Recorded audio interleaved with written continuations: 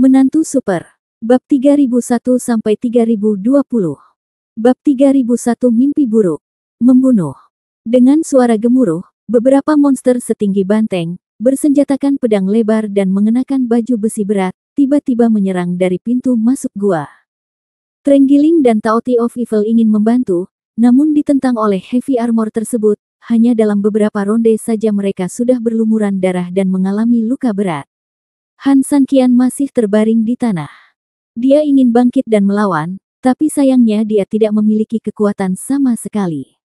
Dia mencoba menggunakan sedikit energi untuk membantu dirinya sendiri, tetapi begitu dia mengaktifkannya, segelnya di seluruh tubuhnya tepat waktu. Dia berhenti, dan sebelum dia bisa bereaksi, tubuhnya benar-benar membeku di tempatnya. Dia hanya bisa menyaksikan tanpa daya ketika orang-orang yang mengenakan baju besi berat ini berjalan ke arahnya dengan langkah demi langkah yang mengancam. Di belakangnya, teriakan dan perjuangan Xia Wei terus terdengar. Dia menoleh ke belakang dan melihat beberapa armor berat tertawa dan bersiap untuk mempermalukannya. Tidak ada yang bisa dia lakukan. Pada saat ini, dia tiba-tiba merasakan aura pembunuh menghampirinya. Ketika dia menoleh ke belakang, dia melihat seorang pria berbaju besi berat datang di depannya. Dia memutar pisau raksasa di tangannya dan menebasnya ke arah lehernya. Ayo, puff, semprotan darah. Ah, Han Sanqian tiba-tiba berteriak, lalu membuka matanya dengan ngeri. Namun yang ada di hadapan kita bukanlah neraka yang suram seperti yang dibayangkan, melainkan sebuah tempat dengan pegunungan yang indah dan air yang jernih, kupu-kupu dan sampah, roh peri yang masih ada, dan penuh dengan pohon persik. Apakah aku pergi ke surga? Han Sanqian tanpa sadar memunculkan ide ini.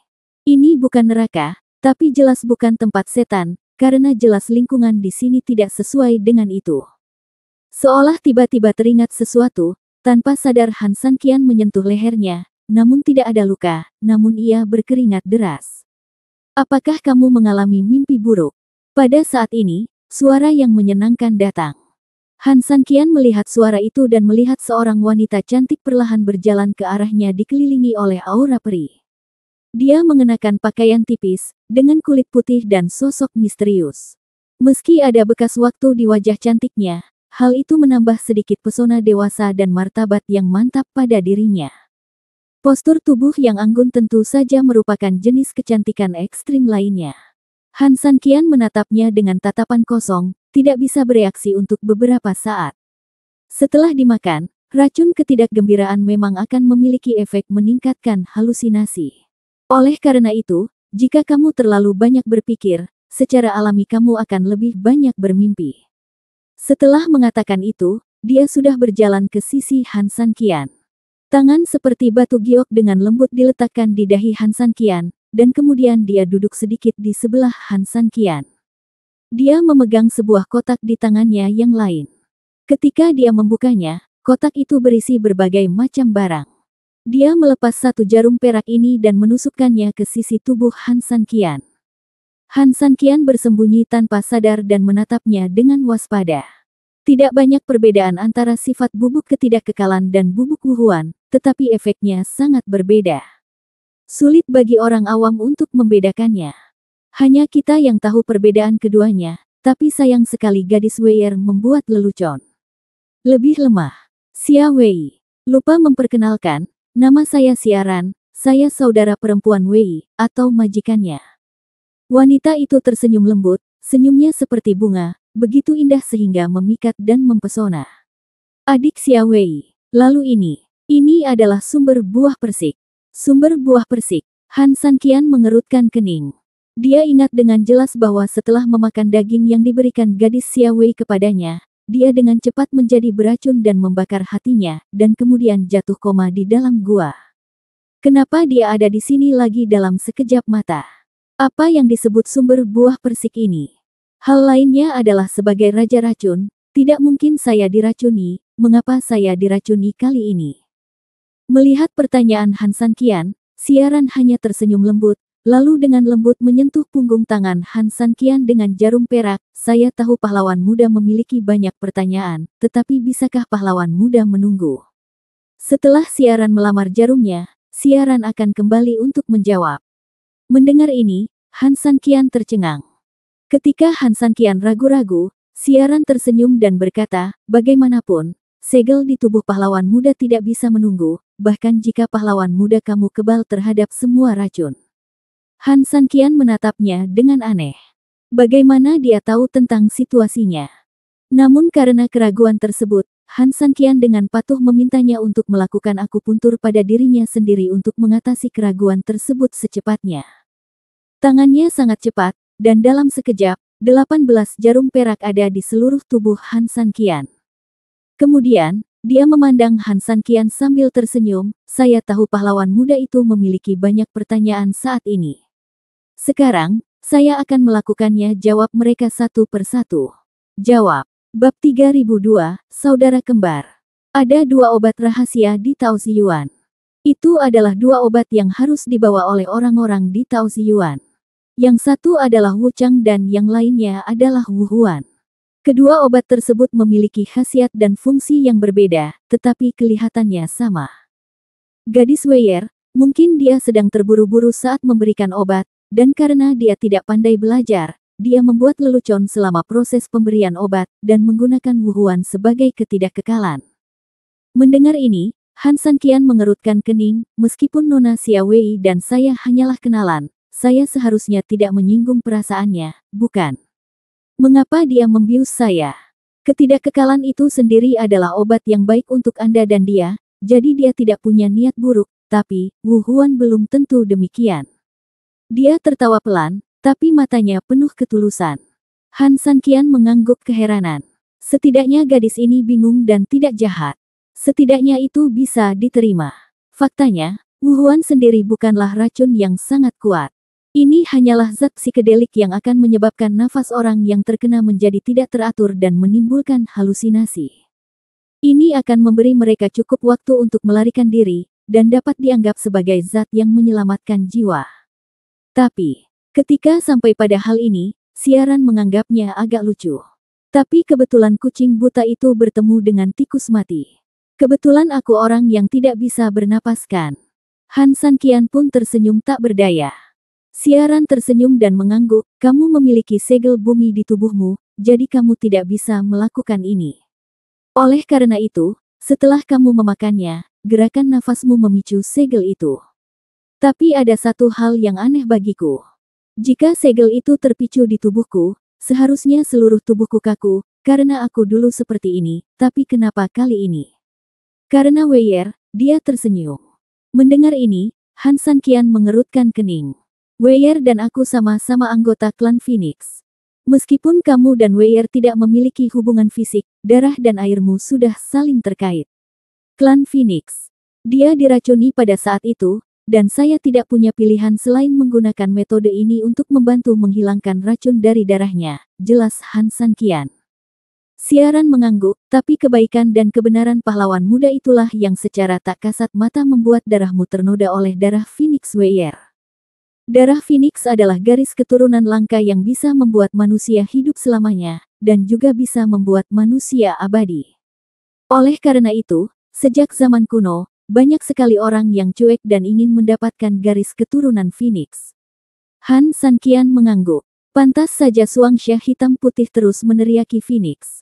Anda tidak hanya bisa hidup selamanya, tetapi yang terpenting adalah keabadian, yang agak tidak normal.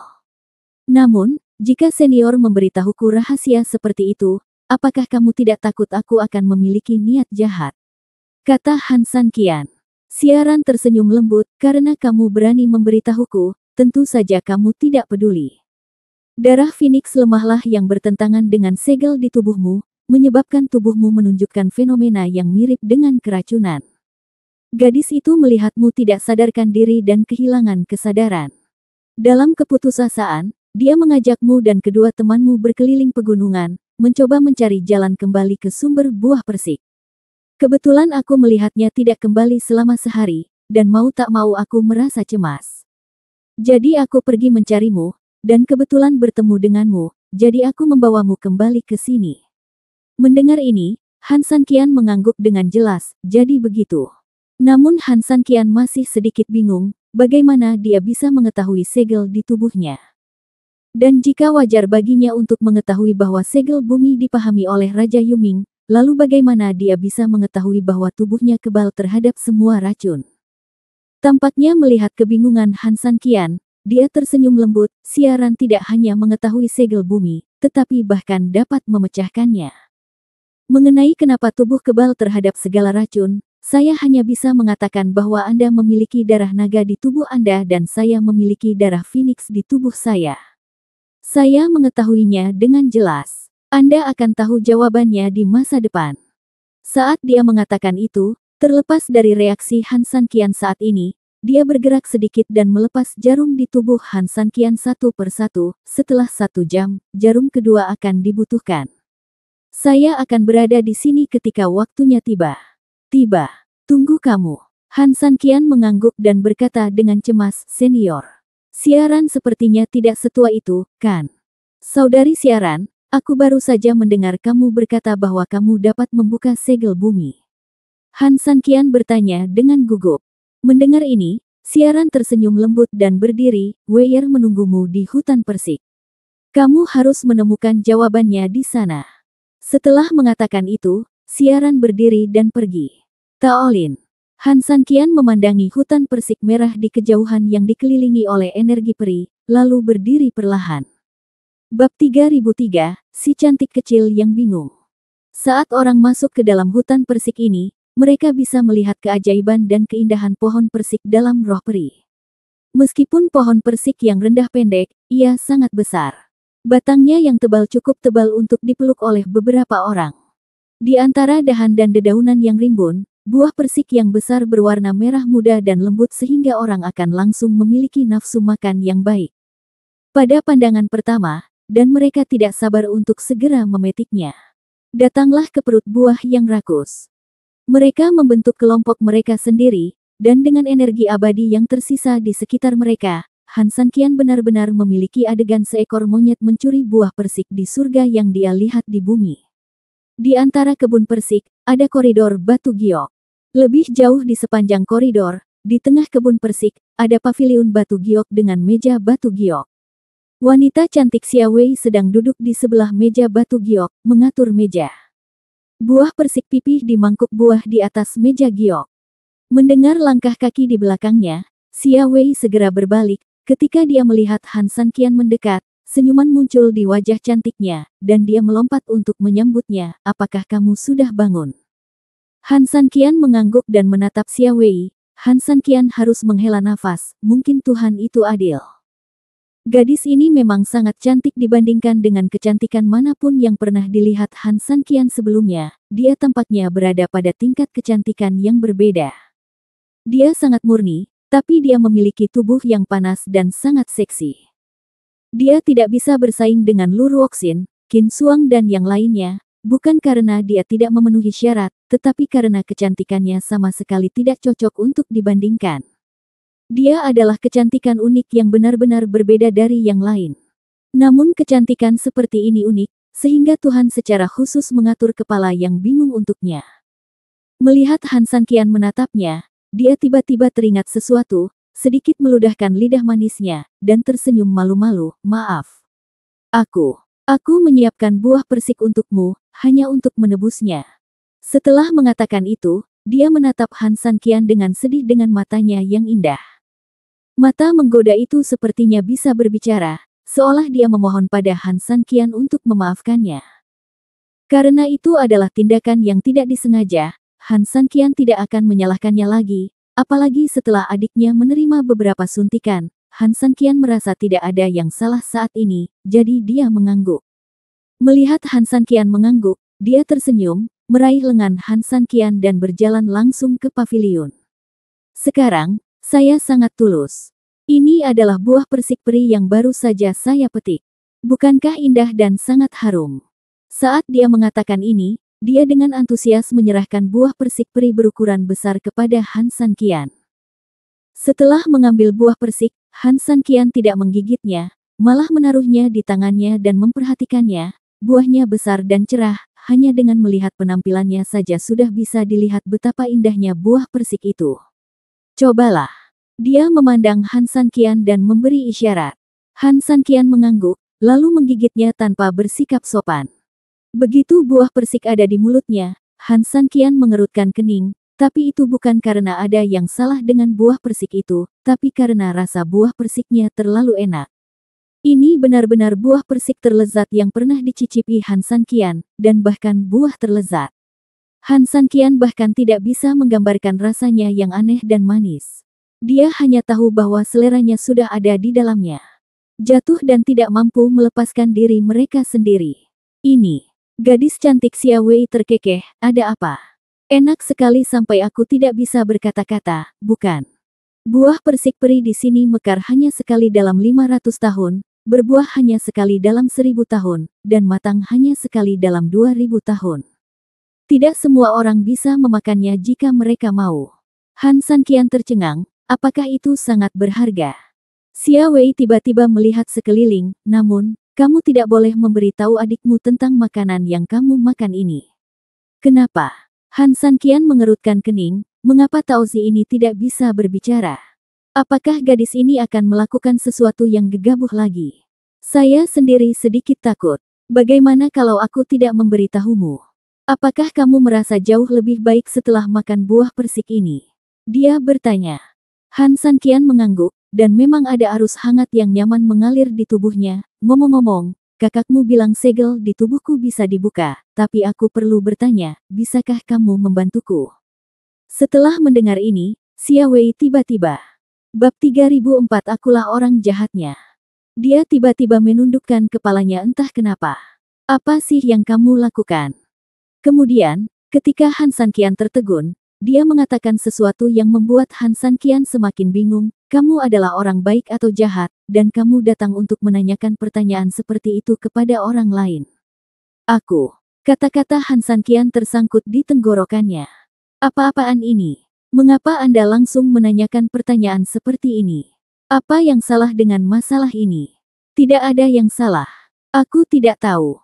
Dia berbalik, lalu berdiri dan berjalan ke samping beberapa langkah, memandang ke arah Tao Yuan. Han San Qian bingung.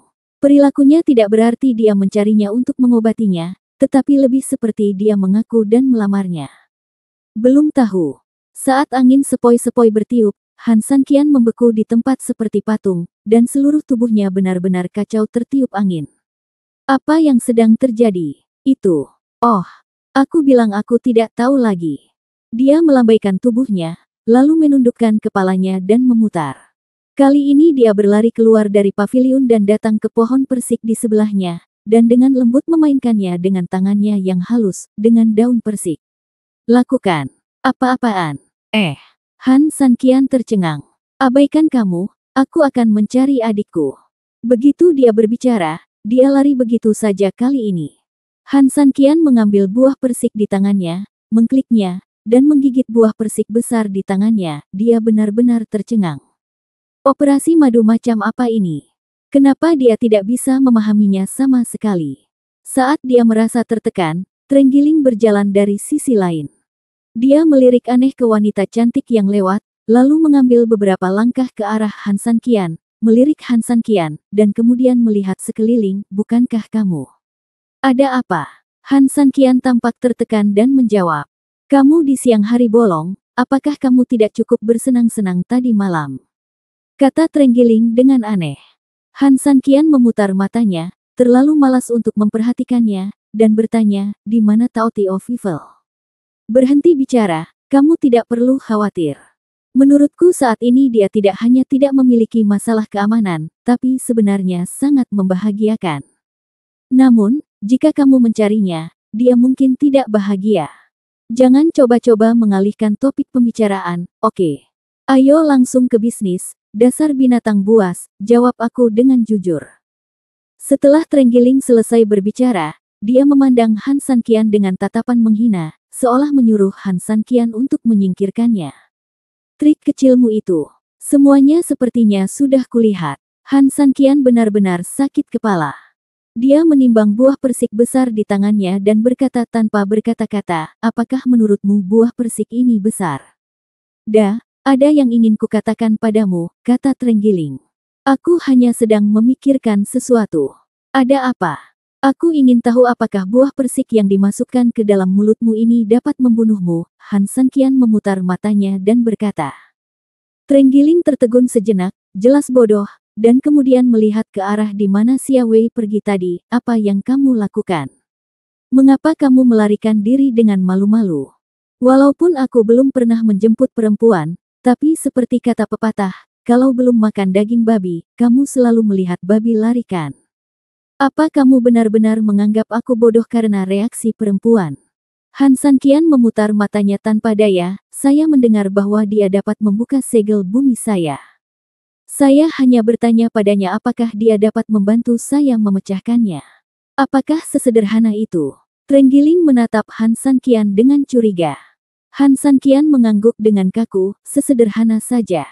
Sejujurnya, saya tidak tahu mengapa dia bereaksi seperti itu. Saya tidak mengajukan pertanyaan apapun. Trenggiling melirik Han Sanqian dan berpikir sejenak, jika apa yang kamu katakan itu benar, bukankah reaksinya terlalu membingungkan? Dan, yang paling penting adalah, bisakah dia membantumu membuka segel bumi? Adiknya, yang juga majikannya, memang berkata begitu, kata Han Sanqian. Segel bumi sepertinya sangat sulit. Jika kedua saudara perempuan ini bisa membuka segel bumi, itu juga tidak akan mudah. Dia bilang mereka berasal dari suku Phoenix. Apakah kamu mengerti ini? Orang Phoenix. Mendengar ini, Trenggiling mengerutkan kening, tidak mungkin. Itu benar sekali. Kakaknya mengakui hal ini secara pribadi.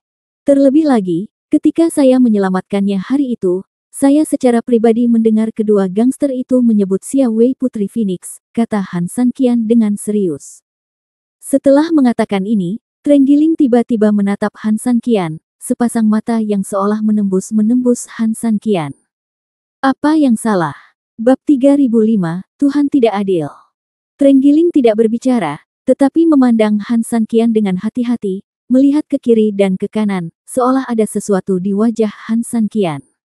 Han Sanqian terpana melihat pemandangan itu dan melepaskan tangannya. Apa yang kamu lakukan? Jangan hanya melihatnya, bicara saja. Tidak, aku harus melihatnya. Mata Trenggiling itu tegas, tidak membiarkan Han Sanqian berdebat sama sekali. Setelah melihat kepala Han Sanqian sebentar, dia menggelengkan kepalanya. Aku tidak mengerti, aku tidak mengerti. Tidak mengerti.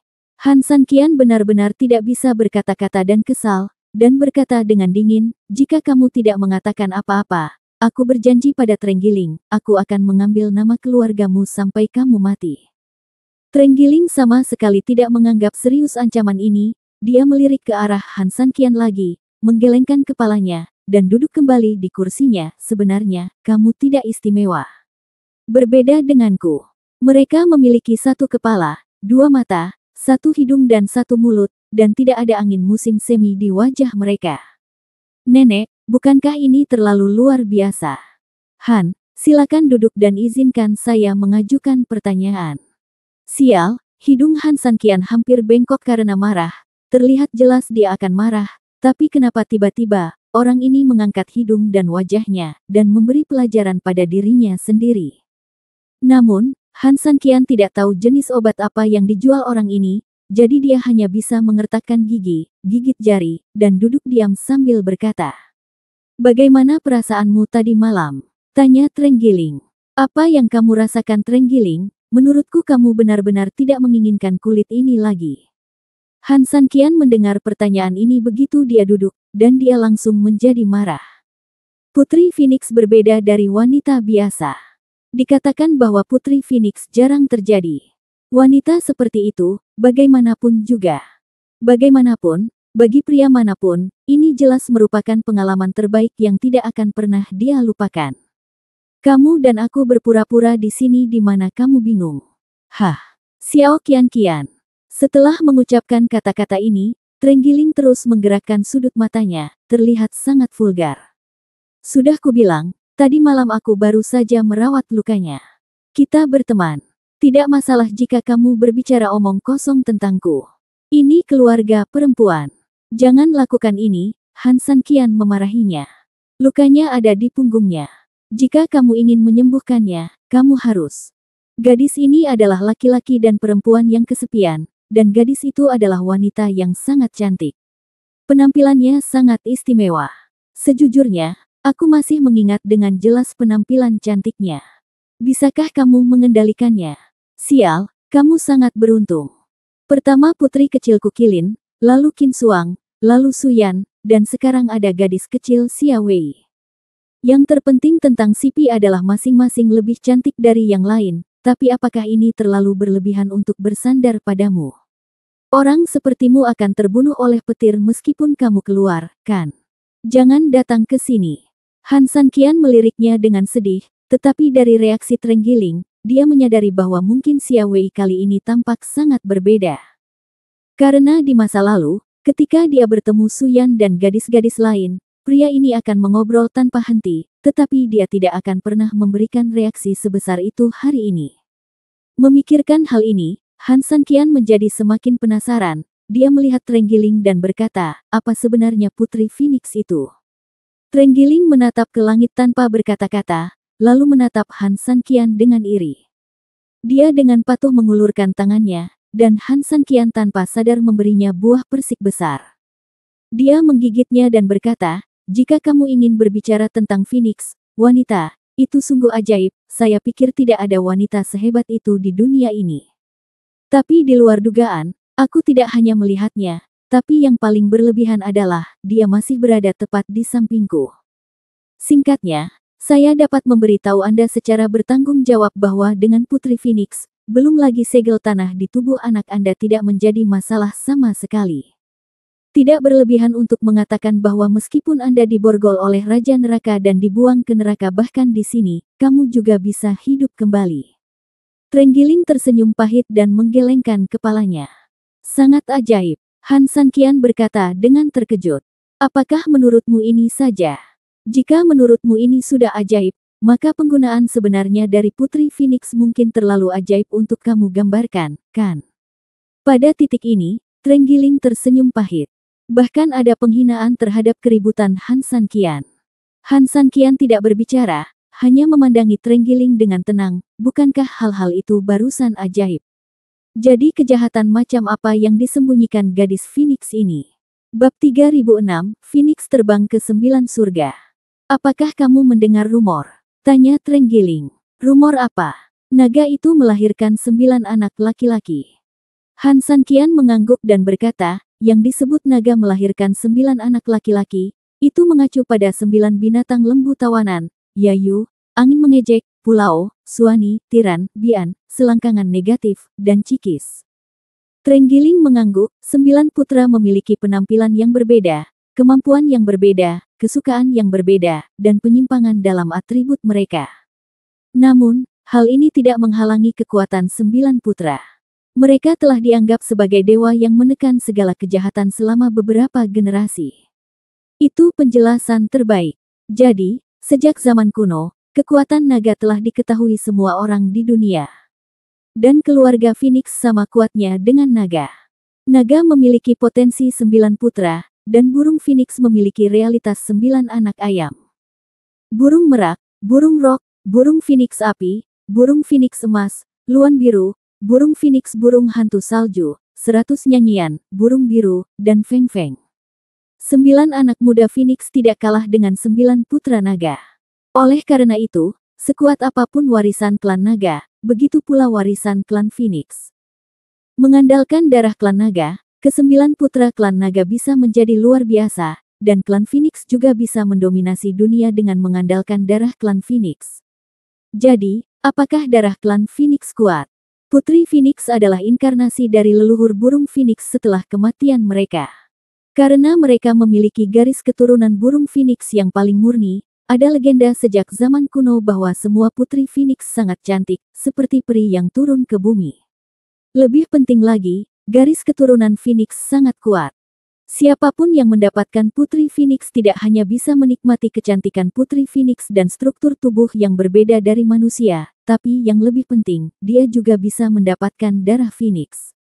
Darah burung Phoenix dapat membuat manusia terlahir kembali dari api. Oleh karena itu, mereka yang mendapatkan darahnya, sampai batas tertentu, akan memiliki sesuatu seperti burung Phoenix dan dapat hidup di nirwana. Han Sanqian tiba-tiba mengangguk. Menurut pernyataan ini, dia mengerti mengapa segel bumi tidak ada artinya, karena dia bisa terlahir kembali sekali, bahkan jika tubuhnya hancur berkeping-keping dan jiwanya tersebar, tapi selama masih ada jejaknya. Keabadian, nirwana dapat terlahir kembali. Lalu apa yang lebih keterlaluan? Kekuatan burung phoenix, Trenggiling berkata, namun, tidak ada yang tahu apa kekuatan burung phoenix. Han Sanqian sedikit mengernyit, apa maksudnya ini? Burung phoenix itu betina dan burung phoenix itu jantan, tetapi keturunan burung phoenix semuanya perempuan. Jika Anda ingin mendapatkan kekuatan burung phoenix, kecuali phoenix bergabung. Han Sanqian mengerutkan kening. Trenggiling mengangguk, kekuatan burung phoenix tidak terbatas, tetapi sebagian besar burung adalah betina, dan jantan adalah pembantunya. Oleh karena itu, sejak zaman kuno, Anda telah mendengar burung phoenix dan meminta burung phoenix, tetapi Anda belum melihat burung phoenix. Tubuh perempuan adalah dasar dari klan phoenix, dan laki-laki dikecualikan. Jika kamu memenangkan hati seorang gadis phoenix, pria manapun sebenarnya bisa menjadi phoenix atas nama klan phoenix. Inilah mengapa phoenix juga memiliki 9 putra, dan mereka semua terlihat berbeda. Han Sanqian pada dasarnya memahaminya, tapi ini justru karena putri phoenix dapat digabungkan dengan pria manapun, yang berarti seharusnya ada banyak pria di dunia ini yang pernah bersama putri phoenix. Jika tidak, klan phoenix akan lama hancur. Yang lalu, garis keturunannya terputus. Karena ada warisan, pasti ada fusi. Setelah fusi, mereka harus mengetahui kekuatan Phoenix Force. Kok bisa menjadi sesuatu yang tidak diketahui oleh siapapun di Trenggiling? Mendengar pertanyaan ini, Trenggiling tersenyum tipis karena misi Putri Phoenix adalah warisan. Apa artinya? Meskipun ada rumor bahwa burung Phoenix asli akan bereinkarnasi di dunia manusia dengan kekuatan Phoenix aslinya, namun selama bertahun-tahun, sepertinya belum pernah ada yang mendengarnya. Kebanyakan orang mengira ini adalah sejenis klan Phoenix untuk menarik perhatian pria. Itu hanya aksi yang disengaja. Tapi bagusnya rumor seperti itu selalu menjadi godaan yang besar. Selain itu, Putri Phoenix ini memiliki penampilan dan sosok yang membanggakan, serta struktur tubuhnya yang berbeda dengan wanita pada umumnya. Oleh karena itu, masih banyak pria yang berbondong-bondong bergabung. Klan Phoenix, penggandaannya bersinar dan memanas. Tapi ini juga menimbulkan bahaya besar yang tersembunyi bagi klan Phoenix, kata Trenggiling. Bahaya tersembunyi. Han Sanqian mengerutkan kening. Ya. Trenggiling memandang Han Sanqian dan berkata dengan serius, dan bahaya tersembunyi ini juga ada hubungannya denganmu. Aku. Han Sanqian tercengang. Bab 3007 Kematian Phoenix. Tidakkah menurutmu ada yang aneh dengan ini? Menurut saya, setidaknya klan Phoenix tidak sejahtera, tapi belum hampir punah seperti sekarang. Sudah lama dilupakan dunia dan menjadi legenda kan? Kata Trenggiling. Han Sanqian mengangguk. Namun, dia tidak terlalu aneh. Semua orang mungkin ingin mendapatkan kekuatan Phoenix, tapi nyatanya Putri Phoenix yang sebenarnya hanyalah gimmick. Saya khawatir tidak semua orang bisa menerima kesenjangan psikologis yang sangat besar ini. Trenggiling mengangguk, sifat manusia itu jelek. Ketika kamu mengetahui bahwa Putri Phoenixmu hanyalah anggota suku Phoenix, dan bukan gadis Phoenix asli dengan kekuatan Phoenix, kamu bisa membayangkan kehilangan di hatimu. Ada rumor bahwa banyak anggota suku Phoenix para pria dalam pernikahan tersebut akhirnya secara paksa mengacau di dalam suku tersebut, penuh dengan keinginan egois, dan mereka menemukan Putri Phoenix yang sebenarnya selama persatuan. Tapi ini hanya satu aspek, karena selalu ada orang jujur di dunia ini. Yang sebenarnya menyebabkan kemunduran mereka adalah aturan eliminasi yang sangat kejam di klan Phoenix. Karena keindahan burung Phoenix yang unik di dunia, tanpa kemampuan burung Phoenix yang asli, keluarga Phoenix tidak akan mampu melahirkan 9 orang putra dengan penampilan yang berbeda-beda. Oleh karena itu, demi menjaga kemurnian garis keturunan, jika anak-anak tidak memiliki kecantikan orang tuanya, anak-anak akan mati dan orang tua akan mati. Akibatnya, meski orang-orang klan Phoenix menjadi semakin cantik seiring bertambahnya usia, jumlah mereka lambat laun berubah menjadi legenda. Bahkan ada yang mengatakan bahwa mereka sudah lama punah. Apa hubungannya ini denganku? Ini masalah besar. Trenggiling berkata, jika Anda mengatakan bahwa kedua saudara perempuan Xia Wei benar-benar Putri Phoenix, maka sejak kita memasuki mata air Persik, kita hampir hanya melihat dua saudara perempuan ini, bukan? Han Sanqian mengangguk, memang dia belum melihat orang lain di sini. Mereka bersaudara, yang membuktikan bahwa mereka lahir dari ibu yang sama, dan hanya ada dua dari mereka yang tersisa di suku Phoenix di dunia ini. Keduanya terhubung, bagaimana menurutmu? Ketika Han Sanqian mendengar ini, dia mengerutkan kening, maksudmu, mereka adalah satu-satunya keturunan suku Phoenix. Mereka awalnya hanya berdua, namun karena mereka bersaudara, mereka juga bisa dianggap diturunkan dari satu garis keturunan, sehingga menjadikan mereka satu-satunya. Tepat sekali. Trenggiling mengangguk, jika hanya mereka saja, itu juga berarti reinkarnasi keluarga Phoenix mungkin telah mencapai akhir. Phoenix Nirvana, akhir juga merupakan titik awal. Jadi, salah satu dari dua saudara perempuan itu pasti memiliki kekuatan Phoenix yang legendaris dari Phoenix yang asli. Apakah menurutmu ini ada hubungannya denganmu?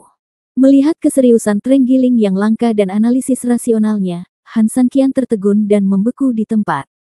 Meskipun keterampilan Xia Wei terbatas, di bawah bimbingan Han Sanqian, dia langsung mengalahkan iblis hitam dan putih, yang menunjukkan bahwa fondasi batinnya sangat kuat. Siapa yang berada dalam situasi ini? Jelas, itu hanya orang-orang yang sangat berbakat, seperti putri kecil Qilin. Selain itu, karena Xiaran adalah saudara perempuan dan master de facto Xia Wei, masuk akal bahwa dia harus jauh di atas Xia Wei dalam hal kultivasi dan keterampilan. Namun, ketika harus membuka segel di bumi, Xiaran meminta dirinya untuk menemui Xia Wei untuk mendapatkan jawaban. Dari sudut pandang akal sehat, ini seharusnya tidak terjadi. Karena ini justru sebaliknya. Juga, meskipun Xiaran cantik, Xia Wei sangat cantik. Siapapun yang melihatnya tidak akan pernah melupakannya. Jika mempesona adalah kata sifat untuk kecantikan, maka dalam kasus Xia Wei itu adalah kata kerja. Dia benar-benar dapat mengambil hatimu dan membuatmu mengingatnya selamanya. Dia pantas mendapatkan keindahan burung Phoenix. Jadi, Han Sanqian, sekarang tahukah kamu kenapa aku menyebutmu sampah? Kamu sangat beruntung bisa bertemu dengan Putri Phoenix, dan ada kemungkinan besar kamu akan bertemu seseorang dari dunia ini, ratusan Putri Phoenix sejati dengan kekuatan burung Phoenix yang telah menjadi obsesi manusia selama ribuan tahun. Trenggiling berkata dengan nada sangat tertekan. Apa? Han Sanqian membuka pupil matanya karena terkejut dan memandang Trenggiling dengan tidak percaya.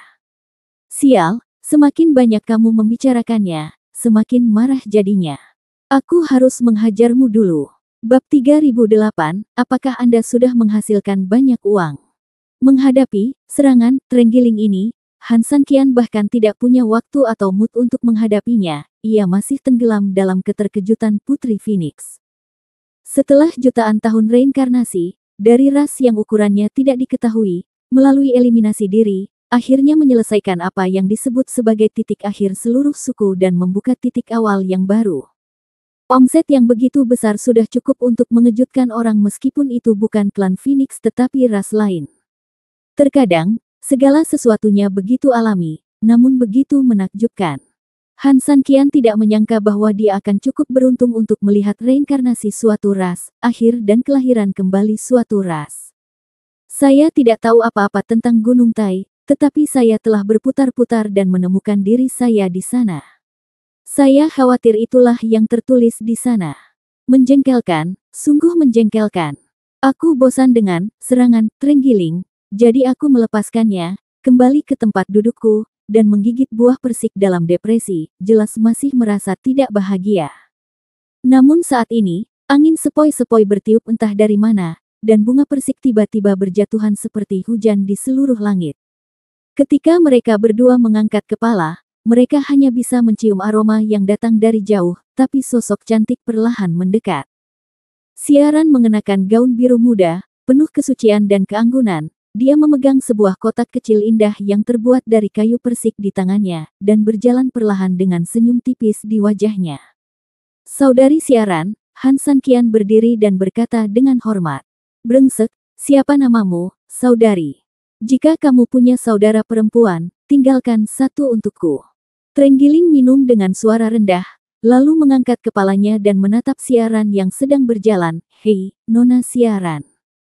Sudah waktunya memanggilku kakak. Siaran tersenyum lembut, memberi hormat sedikit dengan satu tangan, dan memberi isyarat agar mereka berdua duduk. Saat mereka berdua duduk, Siaran juga duduk. Kalian berdua, apakah kalian puas dengan rasa buah persik ini? Han Sanqian tersenyum, jusnya manis dan enak, yang terbaik di dunia. Trenggiling pun tertawa dan berkata, rasanya sama enaknya dengan gadis berumur 17 tahun. Setelah dia selesai berbicara, Han Sanqian dan Siaran memandangnya. Trenggiling tampak merasa sedikit malu dan menggaruk kepalanya. Bukankah ini deskripsi yang buruk? Siaran tersenyum tak berdaya dan memandang Han Sanqian. Dari sumber buah persik, setiap buah persik adalah buah langka.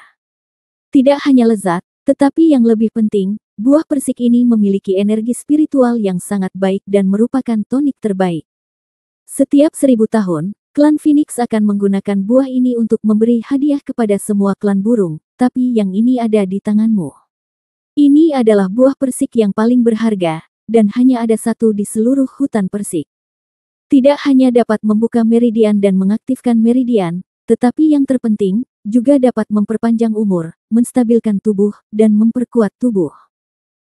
Jika manusia biasa memakannya, bahkan jika dia tidak memiliki potensi untuk berlatih, dia akan mencapai prestasi memasuki rumah, dan mereka yang memiliki budidaya seperti itu bahkan dapat memperoleh pertumbuhan keterampilan selama 100 tahun. Siaran terkekeh. Mendengar ini, Trenggiling mengerutkan kening dan melihat ke arah buah persik di tangannya, lalu ke buah persik di tangan Han Sanqian. Meskipun kedua buah persik tersebut terlihat berukuran sama, namun warnanya terlihat sangat berbeda. Nona Siaran, bagaimana denganku, tahu? Trenggiling bertanya dengan enggan.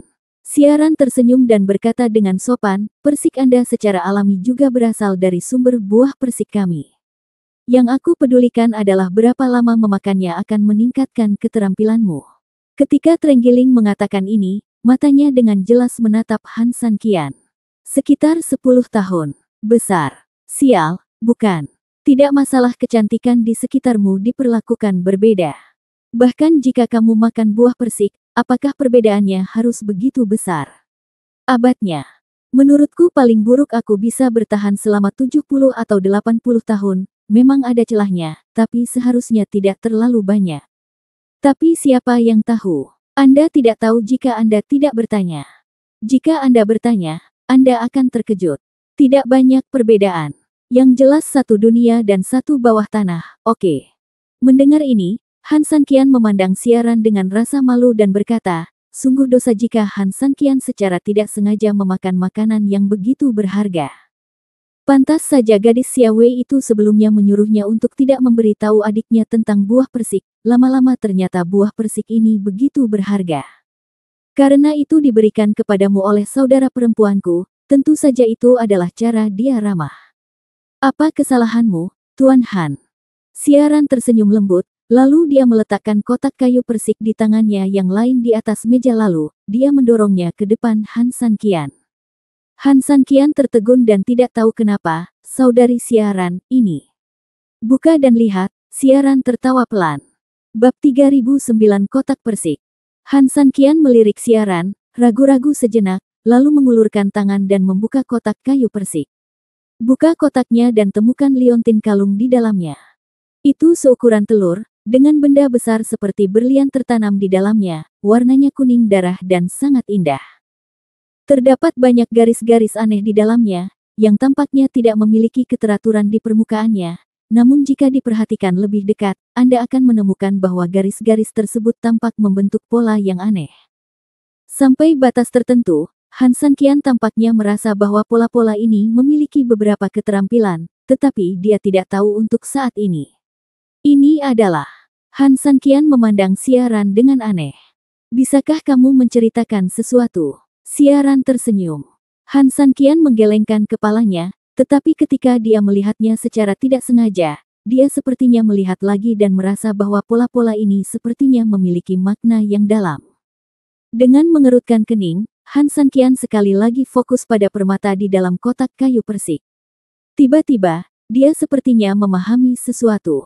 Tekstur dan lokasinya tampaknya memiliki banyak kesamaan dengan teknik bagua yang diajarkan King Long kepadanya. Dengan kata lain, ini adalah dua ikon Tiangang dan Disa yang bercampur, tetapi keduanya terlalu tersebar dan tersebar. Sangat terkonsentrasi dan terlihat sangat kacau dan tidak beraturan. Adapun tekstur-tekstur ini sebenarnya bukanlah tekstur yang dibayangkan, melainkan sejenis teks.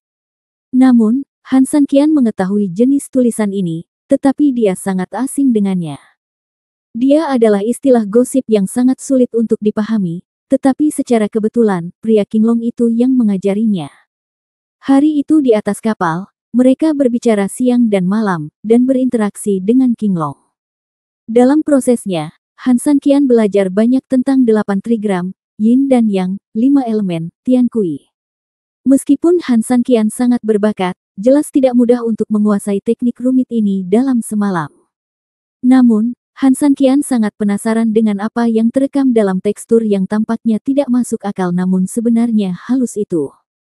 Oleh karena itu, meskipun sulit, Han Sanqian tetap mencoba menggunakan gempa bumi Tiangang untuk memperjelas posisi asli tekstur tersebut, dan kemudian mengikuti posisinya untuk menerjemahkannya kata demi kata. Saat dunia pertama kali terbuka, nenek moyang burung phoenix datang ke dunia, diikuti oleh 9 anak laki-laki. Namun, meskipun ke-9 anak laki-laki itu luar biasa, mereka masing-masing memiliki karakter yang sama. Oleh karena itu, ada seperti burung phoenix api kembar hijau, yaitu peringkat di antara yang abadi di antara manusia, dan burung phoenix bersayap 4 dan berekor 8. Benar dan salah terus-menerus menimbulkan masalah, dan bahkan ada dapeng yang lebih ganas. Kerusakan seperti itu terhadap dunia bukanlah yang diinginkan Su Feng. Su Feng sangat marah. Sejak itu, klan Phoenix telah menetapkan bahwa keturunan klan Phoenix harus berhati-hati dalam memilih orang agar tidak mereproduksi mereka yang menarik angin. Oleh karena itu, hanya mereka yang mampu yang dapat memenuhi syarat untuk bergabung dengan Phoenix dan menghasilkan generasi berikutnya. Sampai generasi terbaik, itu akan menjadi inti dari seluruh klan Phoenix dan puncak dari klan Phoenix. Pada saat itu, leluhur Phoenix akan datang, dan di dalam klan NZ, klan Phoenix juga akan mengantarkan kehidupan baru.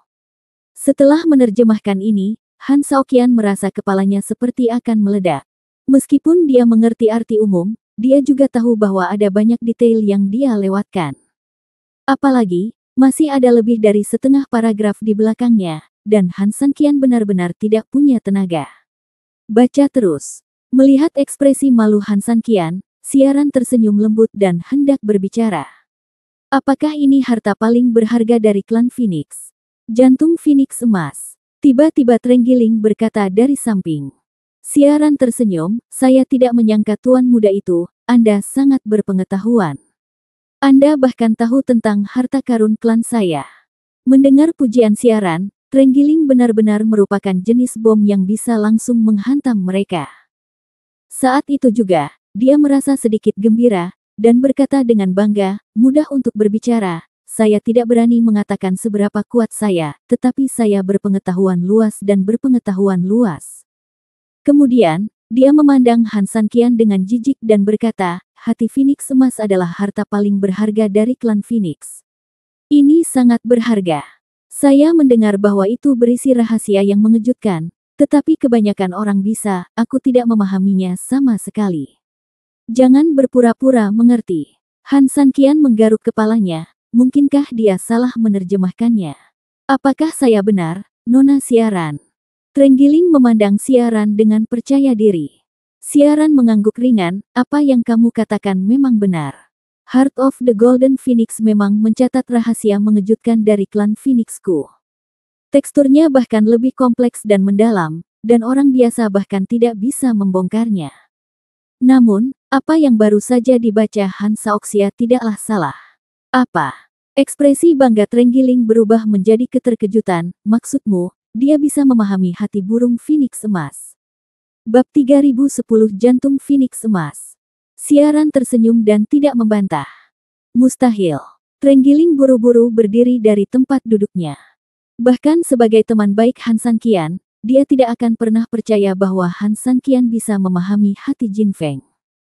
Karena hati Phoenix emas, meskipun semua orang yang mengetahui legenda Phoenix mengetahui keberadaannya, bahkan banyak pria yang dipilih oleh klan Phoenix telah melihatnya dengan mata kepala sendiri. Namun hampir tidak ada orang yang bisa memahaminya.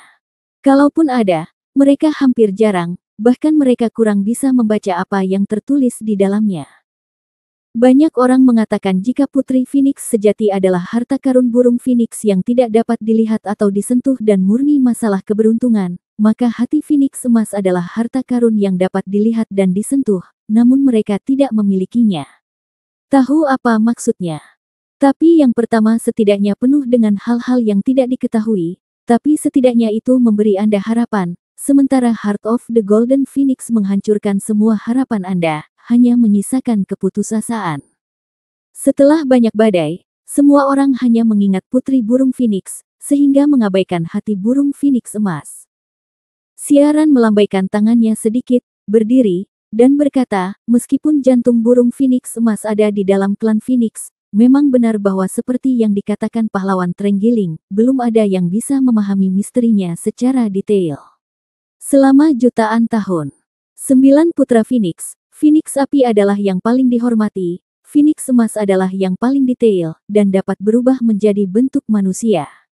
Sebagian besar keturunan klan Phoenix berasal dari garis keturunan Phoenix emas. Untuk menemukan leluhur Phoenix, leluhur Jin Feng meninggalkan hatinya untuk menyediakan Tian Yuan. Ketika hati Jin Feng bisa hancur, kamu bisa mendapatkan harta peninggalan leluhur Jin Feng. Di saat yang sama, itu juga akan membuka pintu bagi leluhur Phoenix untuk kembali, sehingga keduanya terhubung. Karena tidak ada seorang pun di dunia ini yang dapat memahami inti dari burung Phoenix emas, karena leluhur burung Phoenix belum kembali, kekuatan burung Phoenix tidak akan muncul. Jadi, semua orang tahu bahwa jika ingin melihat Su Feng, kamu harus membuka hati Jin Feng terlebih dahulu.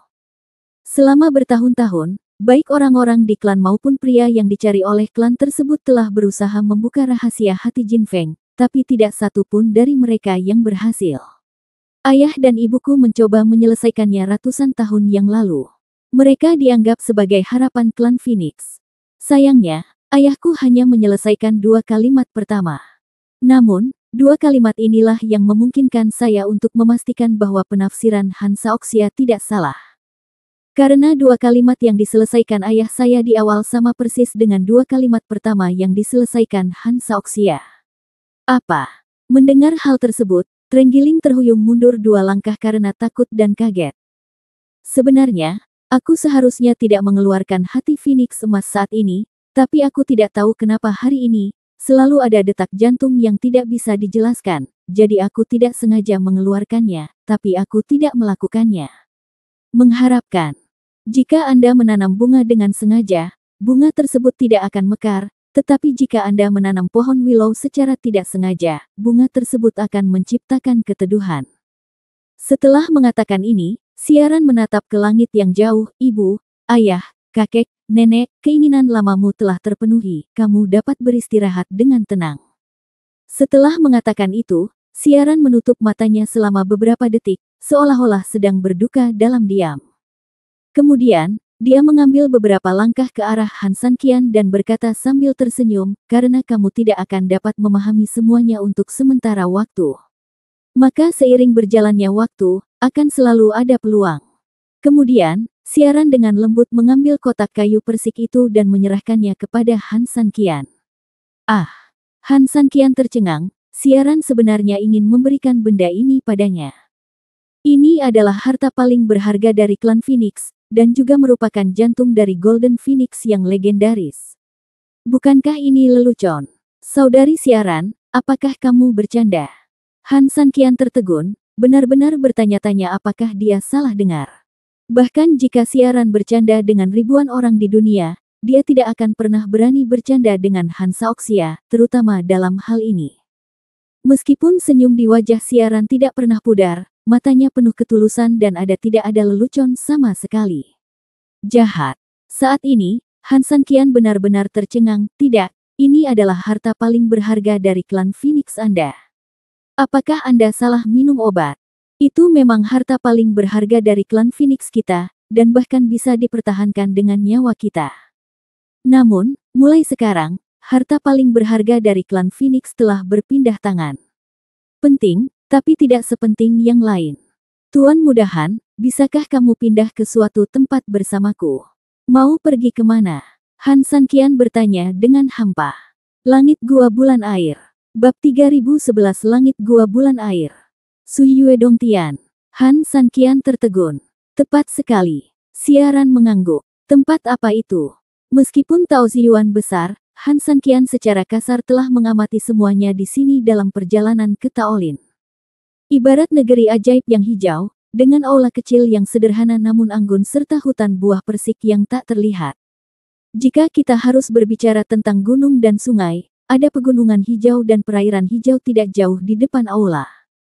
Namun gunung tersebut tingginya hanya 2 meter, belum lagi di dalamnya terdapat gua, kalaupun ada gua, Han Sanqian sudah dianggap mumpuni. Ini lebih mirip bebatuan, digunakan untuk dekorasi istana. Tolong temukan ini sendiri, aku akan menunggumu di sana. Begitu dia selesai berbicara, dia tiba-tiba berubah menjadi aliran cahaya dan menghilang dalam sekejap mata. Han Sanqian tertegun. Bukankah kamu mengundangku ke sana? Kapan mengundang orang menjadi meminta orang mencari tempat dan bergegas ke sana sendirian? Apa yang kamu lakukan sambil berdiri diam? Sage Agung.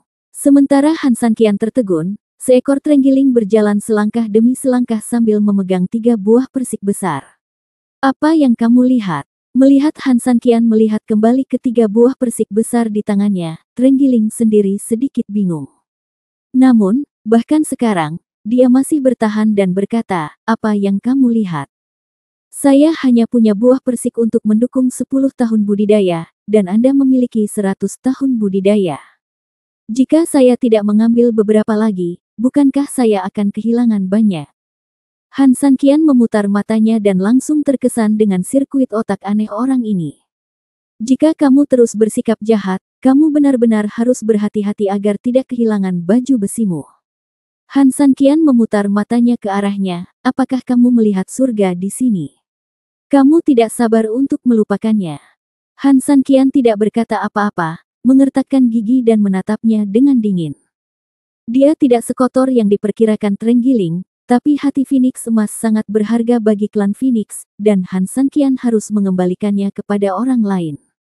Melihat sorot mata Han Sanqian, terenggiling jelas merasa bersalah dan menggelengkan kepalanya. Saat kamu koma, Evil Taoti dan aku bosan dan berjalan-jalan di sini sebentar.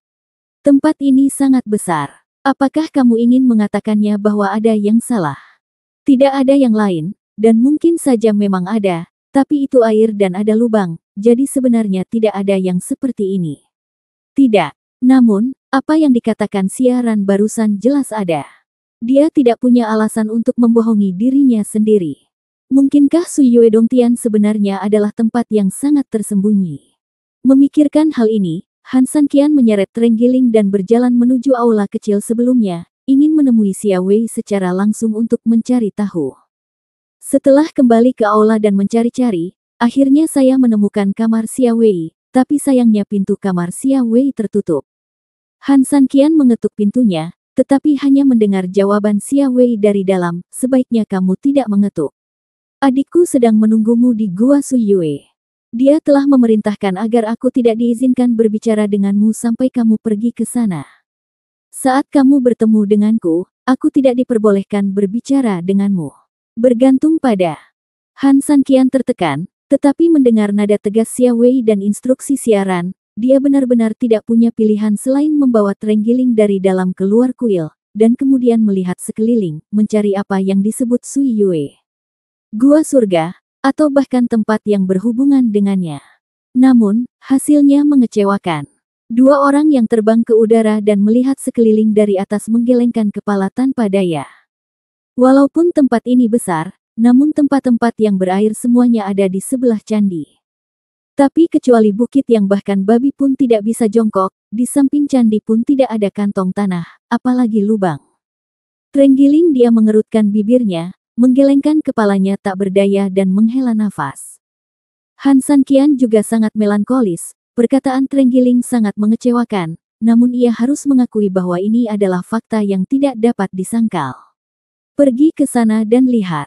Han Sanqian melirik ke kejauhan, lalu mempercepat dan terbang bersama Trenggiling. Saat jarak antara kedua orang itu menyempit, masih ada hutan persik di bawah kabut tanpa ada penemuan baru lainnya.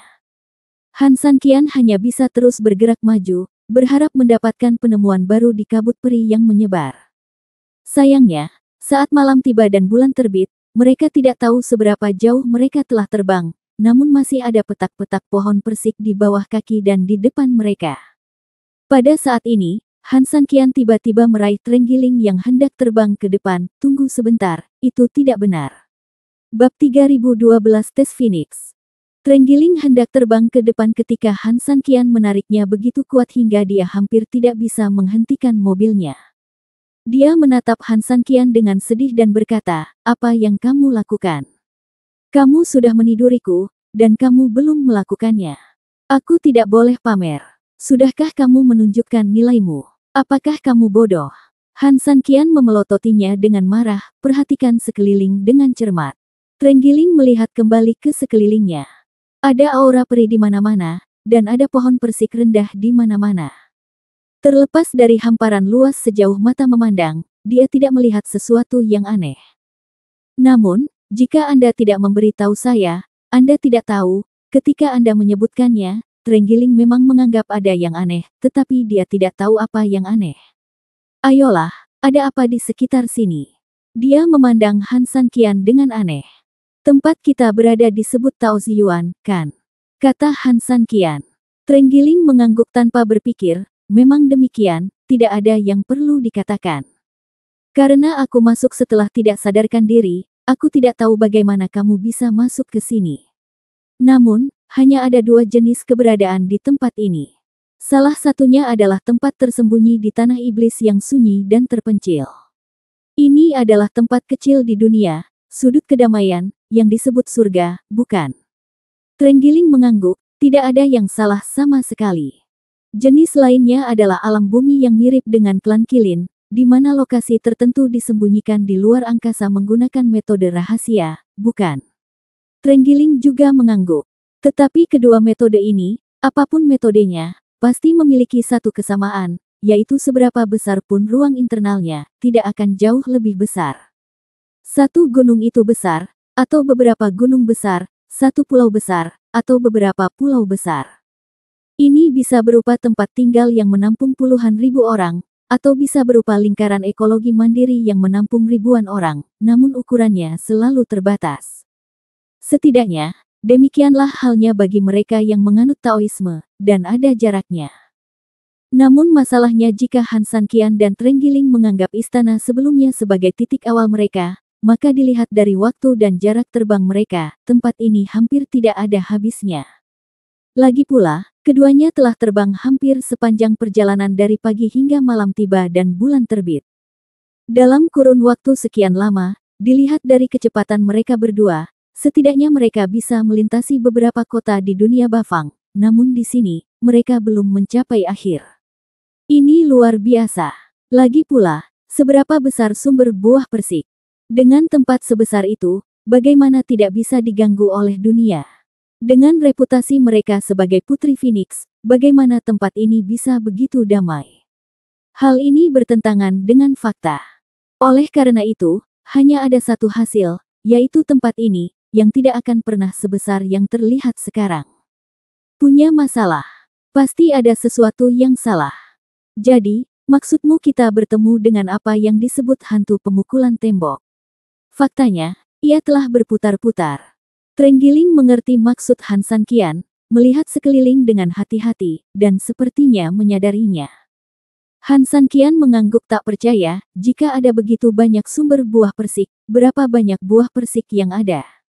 Dengan kekayaan ini saja, saya pikir sumber buah persik tidak akan bisa menghindari invasi perang sama sekali.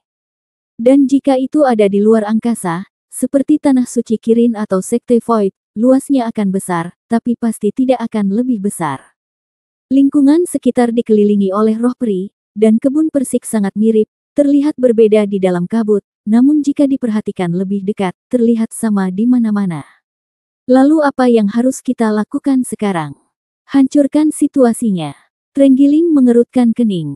Semakin banyak sesuatu menghalangi Anda, semakin sering hal yang paling Anda inginkan ada di sana lagi pula, tidak ada 300 tael perak di sini.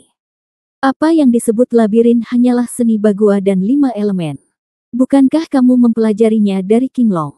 Coba lagi. Pangolin berkata, saya pikir begitu kita keluar dari labirin ini, kita akan bisa melihat besok. Menembus awan. Han San Qian tidak berbicara, alisnya berkerut, dan matanya mengamati lingkungan sekitar. Pada saat ini, dalam mata dan pikiran Han San Qian, lingkungan sekitar mulai berpotongan dengan garis dan menjalin menjadi subgambar. Terus-menerus bertemu dengan Han San Qian. Melihat tatapan serius Han San Qian, Trenggiling tidak berani mengganggunya dan menunggu dengan tenang di sampingnya. Labirin macam apa ini? Han San Qian mengerutkan kening lebih erat, seolah dia sangat bingung. Namun, pada saat ini, bab 3013, pria sejati bisa membungkuk dan meregangkan tubuh. Han San Qian tiba-tiba menemukan bahwa labirin di depannya, dari teori Bagua, pada dasarnya adalah formasi di dalam formasi di dalam formasi. Ini jelas bukan karena dia gagap, melainkan fakta di hadapannya. Ini seperti sekitar 100 formasi Bagua yang disatukan, sambil saling bertautan, mereka juga saling menutup rapat. Dengan kata lain, ini seperti 100 simpul yang saling terkait, jika Anda melepaskan salah satu darinya, itu akan mempengaruhi sisanya.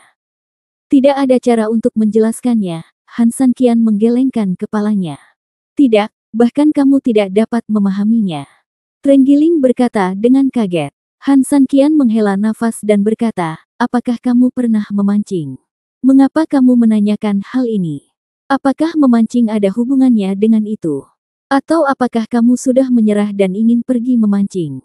Trenggiling memandang Han San Qian dengan aneh, bertanya-tanya mengapa dia tiba-tiba menyebutkan hal ini.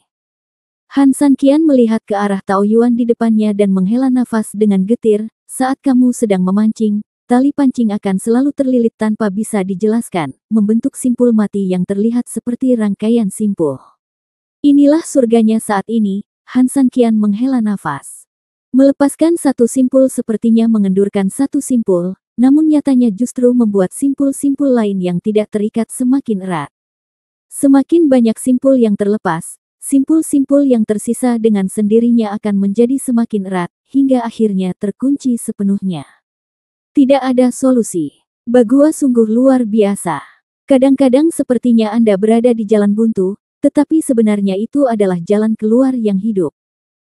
Dan Anda tampaknya berada di jalan buntu, dan Anda bahkan dapat keluar dari kelahiran pada langkah apapun, tetapi setelahnya mengambil langkah, Anda terkejut menemukan bahwa sebenarnya ini pada dasarnya adalah jalan buntu, tidak peduli langkah apa yang Anda ambil, hasil akhir Anda adalah terjebak sampai mati. Saya tidak tahu apa yang Anda bicarakan. Namun, jika Anda tidak dapat mematahkan formasi ini, apa yang harus kita lakukan selanjutnya? Astaga, kembali. Meskipun ini bukan hal yang sulit, bukankah ini sedikit memalukan? Trenggiling sangat tertekan. Di depan dua wanita cantik, jika mereka tidak mencatat hal ini dari awal hingga akhir, mereka mungkin bisa mengabaikannya, tapi sekarang mereka berdua sibuk sepanjang hari, dan menyerah di tengah jalan bukanlah gaya mereka.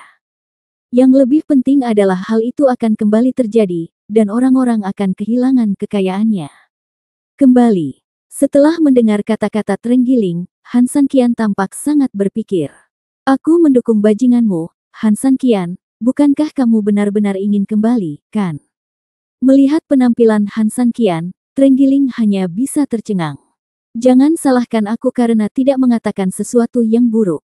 Meskipun kamu tidak terkalahkan di mataku dan ada seperti dewa, bukan berarti aku tidak punya dasar untukmu.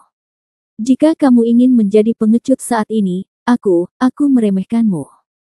Sial, kamu tidak tahu malu, dan aku masih ingin malu. Trenggiling itu melompat-lompat karena marah dan berteriak dengan marah. Baginya, hal ini hampir tidak dapat dibedakan dengan rasa malu yang besar. Namun, Han San Qian tenang dan tenang saat ini. Setelah sekian lama, dia berkata dengan tenang, kalau begitu, ayo mundur. Saat mendengar paruh pertama kalimatnya, mood kasar Trenggiling itu sedikit lega, namun paruh kedua kalimat itu membuatnya meledak di tempat, bahkan ia bertanya-tanya apakah ada yang salah dengan telinganya. Kamu, apa yang kamu katakan? Aku bilang mundur, apakah kamu mendengarku dengan jelas? Han Sanqian menatapnya dan berkata. Trenggiling itu seperti baru saja mengeluarkan bunga krisan. Sialan, Han, apa yang baru saja kamu katakan? Sial, biarpun aku mati di sini, aku tidak akan pernah mundur selangkah pun. Sayang sekali, mengerti. Seperti kata pepatah, kepala bisa dipenggal dan darah bisa berdarah, pria sejati.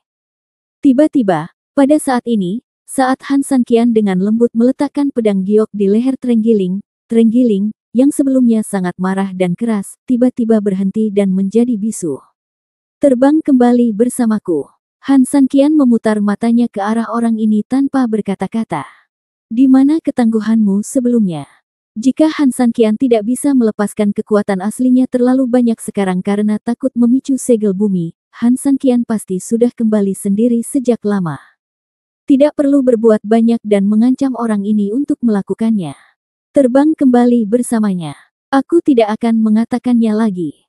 Laki-laki bisa membungkuk dan meregangkan tubuh, ya. Begitu dia selesai berbicara, Trenggiling itu meraih tangan Han Sanqian dan bergegas mengejarnya dalam perjalanan pulang. Saat ini, mata Han Sanqian menatap ke langit dengan acuh tak acuh, dan sepertinya ada senyuman jahat di sudut mulutnya. Bab 3014 Rahasia Bulan Purnama. Ketika keduanya mendarat lagi dan kembali ke depan aula utama, hari sudah tengah malam. Pada saat ini, malam sangat dalam dan sunyi, dan bulan yang cerah berada tinggi di langit. Saat ini berada pada titik paling penuhnya. Seluruh musim semi bunga persik tampaknya ditutupi dengan jubah perak di bawah sinar bulan. Agak khusyuk, tapi juga agak berbeda. Gaya seperti itu. Oke, sekarang kamu sudah puas, kamu bisa kembali tidur dengan bahagia. Begitu dia mendarat, Trenggiling itu jelas masih tenggelam dalam depresi karena Han Sanqian menyerah. Setelah mengatakan sesuatu, dia berjalan kembali ke dalam rumah dengan enggan. Namun, dia mengambil beberapa langkah tetapi tidak menyadari Han Sanqian mengikutinya. Ketika dia menoleh ke belakang, dia melihat Han Sanqian masih berdiri di sana, hanya menatap ke langit. Untuk sesaat, Trenggiling tidak bisa menahan diri untuk tidak berkata dengan depresi, ini rumit. Suasana hatiku sedang buruk. Bisakah aku pulih setelah melihat bulan? Malu adalah rasa malu. Tidak ada yang perlu dikatakan. Tidur saja. Namun, setelah menyelesaikan kata-katanya, Han Sanqian tetap tidak bergerak. Trenggiling tidak bisa menahan rasa penasarannya dan mengikutinya. Mengikuti tatapan Han Sanqian, mata Trenggiling akhirnya berhenti di udara, di atas bulan terang yang menggantung tinggi. Namun meskipun bulan berbentuk bulat, namun bukanlah hal yang aneh. Lagi pula mungkin kalian belum pernah melihat sesuatu yang aneh di dunia ini, namun bulan dan matahari adalah benda yang sudah dilihat semua orang sejak lahir. Apa yang sedang kamu lakukan? Melihat tatapan Han Sanqian, Trenggiling tidak bisa menahan diri untuk tidak melambaikan tangannya di depannya, tetapi mata Han Sanqian masih menatap bulan yang cerah, tidak tergerak. Tepat ketika Trenggiling hendak kehilangan kendali, Han Sanqian tiba-tiba menundukkan kepalanya dan memusatkan pandangannya pada gunung rendah dan air yang mengalir. Air yang mengalir berdeguk, riak-riaknya bergerak sedikit, dan bulan purnama terpantul di dalamnya, berkedip-kedip satu demi satu.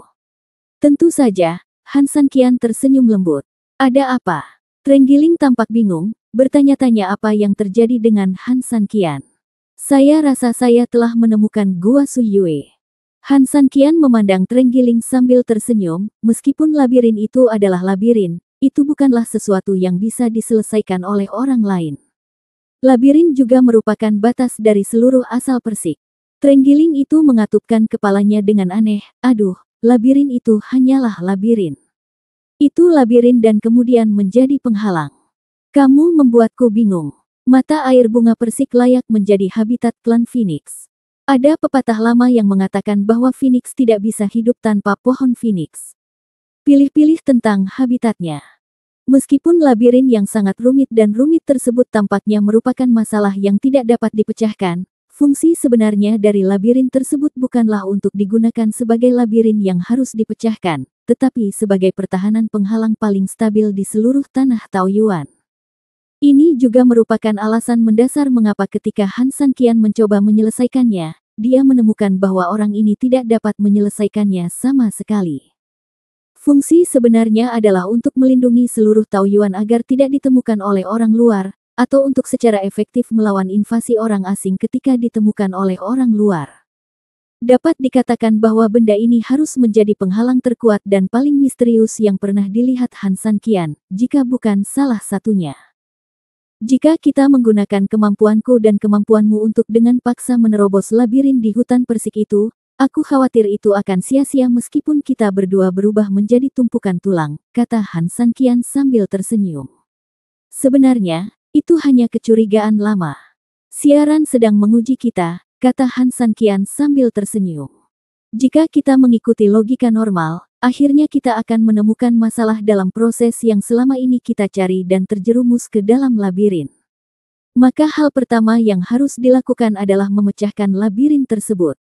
Dia selalu memiliki pemikiran yang sama dengan Trenggiling, sampai Han Sanqian menemukan bahwa labirin ini tidak mungkin ditembus dan bulan yang sangat bulat berada di atas kepalanya. Lihatlah bulan lagi, bukankah menurutmu ini sedikit aneh? Han Sanqian berkata sambil tersenyum. Trenggiling menatap bulan di langit, mengerutkan kening, dan matanya hampir bersinar. Bab 3015, Bulan Air Pemecah Besar. Setelah beberapa saat, dia menggelengkan kepalanya, apakah ada perbedaan antara bulan ini dan bulan-bulan lainnya? Bukankah lebih terang? Bukankah lebih bulat? Sejujurnya, menurutku itu jauh lebih indah daripada bulan di negeri setan. Saat kamu melihat ke bulan di negeri setan, bulan itu penuh dengan darah. Han Sanqian tersenyum, kamu benar. Ruang tersembunyi manapun hanya menggunakan penghalang khusus untuk menyembunyikan dirinya, nyatanya masih ada antara langit dan bumi. Mulut botolnya kecil tapi ruangnya besar. Ibarat botol transparan yang disembunyikan di sana. Tidak hanya bisa menjaga energi spiritual batin agar tidak bocor, tetapi juga menyerap energi spiritual langit dan bumi melalui mulut botol. Dan menggunakan intisari matahari dan bulan untuk kepentingannya sendiri. Adapun matahari dan bulan di dalam botol itu seperti duduk di dalam sumur dan memandang ke langit, atau mengembun dengan menyerap intisari matahari dan bulan. Namun, dari kedua jenis ini, yang pertama adalah untuk mengintip ke sudut matahari dan bulan dan membentuknya menjadi bentuk simulasi, sedangkan yang terakhir adalah untuk mengambil esensinya digunakan untuk mengembun, dan meskipun keduanya berbeda, matahari dan bulan di alam memiliki satu kesamaan. Sebesar itulah pengaruhnya terhadap lingkungan eksternal yang nyata. Saat aku berada di Sekte Void, jika matahari dan bulan dianggap normal, maka matahari dan bulan di Gunung Suci Kilin jelas jauh lebih kuat. Dan bulan yang terlihat di negeri iblis sepertinya tertutup lapisan darah. Itu karena energi iblis dari tanah membumbung tinggi ke langit, menghalangi matahari dan bulan. Tempat di mana asal Persik berada adalah tanah iblis. Jadi normalnya, bukankah itu matahari dan bulan, bukan betapapun sempurnanya mereka, masih ada bekas warna merah darahnya. Mendengar perkataan Han Sanqian, Trenggiling menamparkan kepalanya, lalu teringat bahwa pada siang hari ini, meski langit memang cerah dan tidak berawan, namun sinar matahari berubah dari keemasan menjadi sedikit merah. Meskipun hal ini sangat halus, sulit untuk membedakannya bahkan tanpa pengamatan yang cermat. Bulan sekarang cerah, bersih, dan ternyata bulat, tanpa cacat sedikit pun, kata Trenggiling sambil memandang ke bulan. Bulan yang sebenarnya akan selalu dipengaruhi oleh berbagai faktor, entah itu roh jahat atau roh iblis. Bahkan awan gelap pun bisa mempengaruhi penampakannya.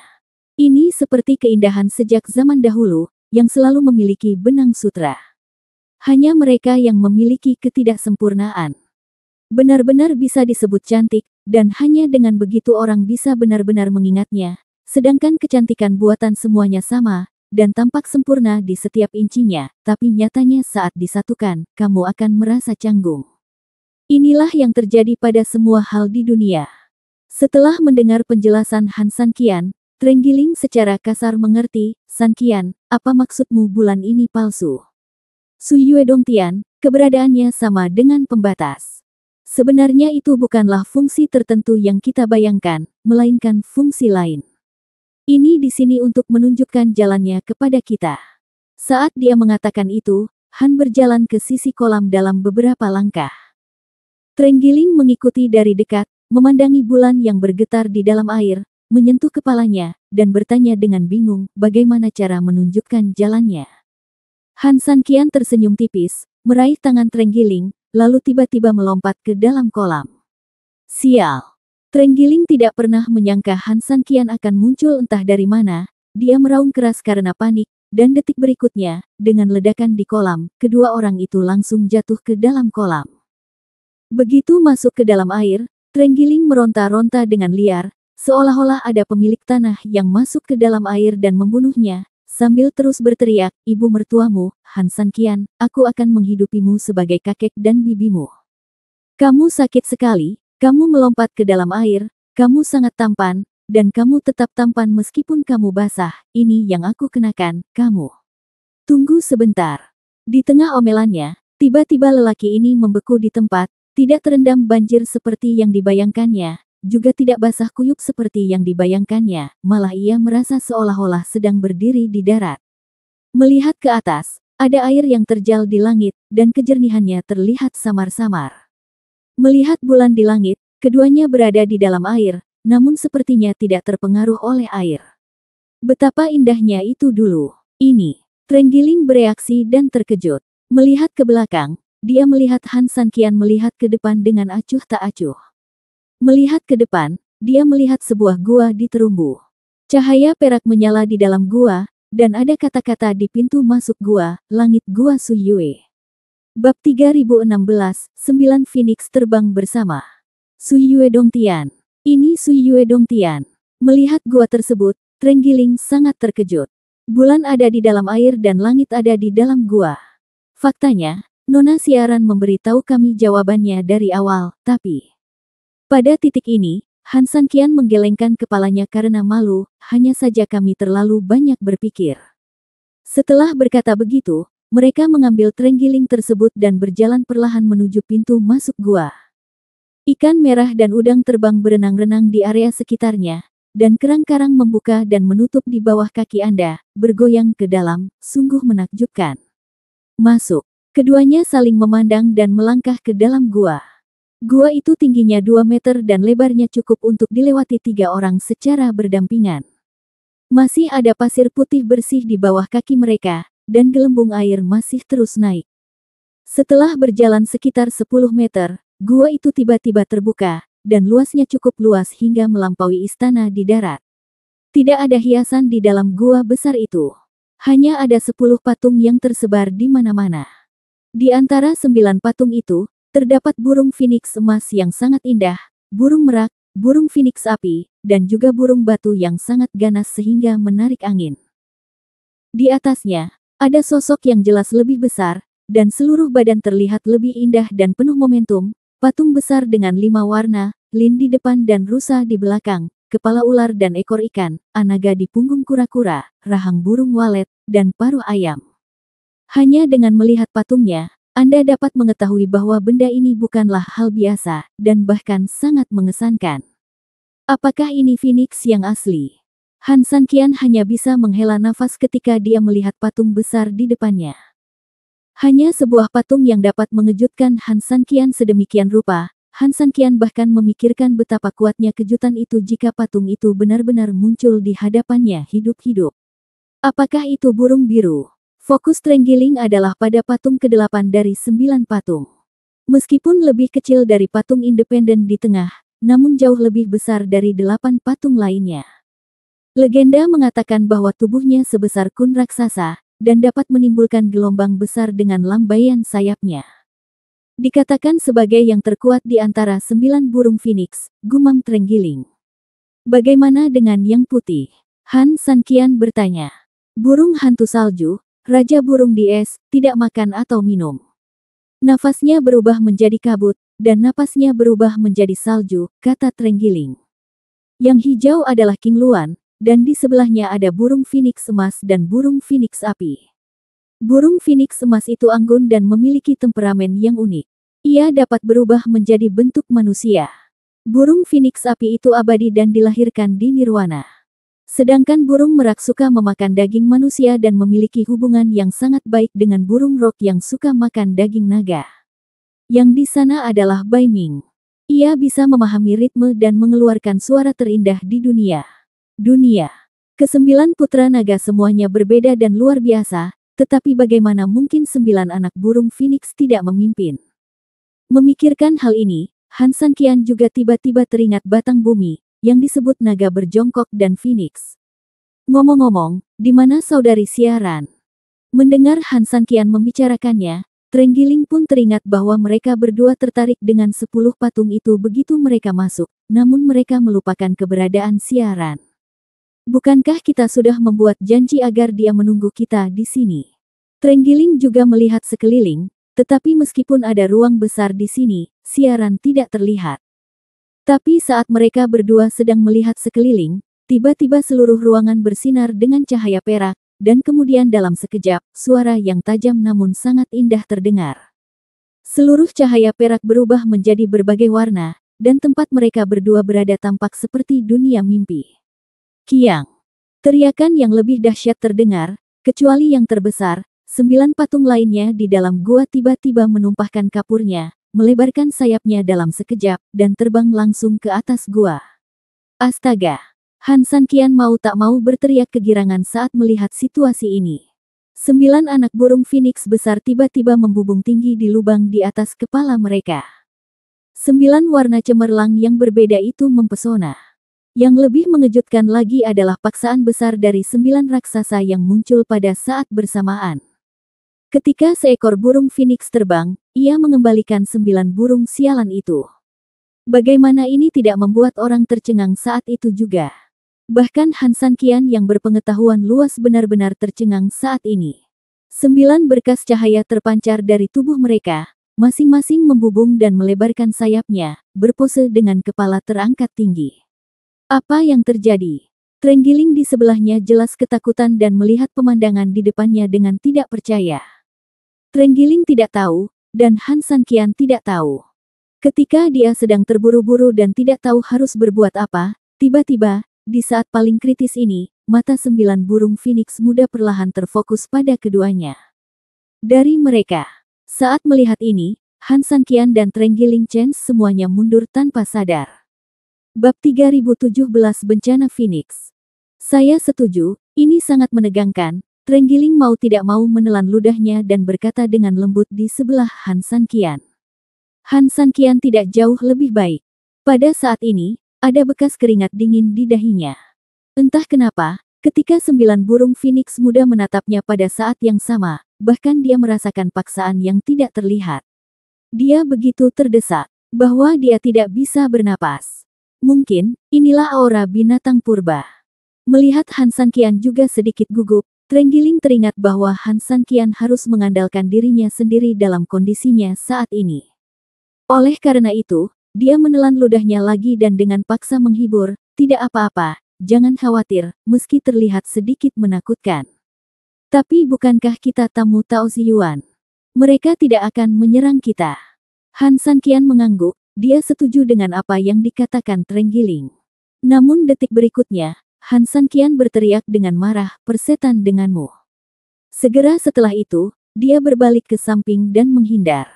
Sebelum Trenggiling mengerti mengapa Han San Qian tiba-tiba memarahinya, dia melihat bayangan hitam tiba-tiba bergerak ke arahnya. Diserang dengan sendirinya. Aku akan melakukannya. Sambil mengaum, Trenggiling dengan cepat mengecilkan tubuhnya dan buru-buru menggunakan baju besi di punggungnya untuk melindungi dirinya seperti landak.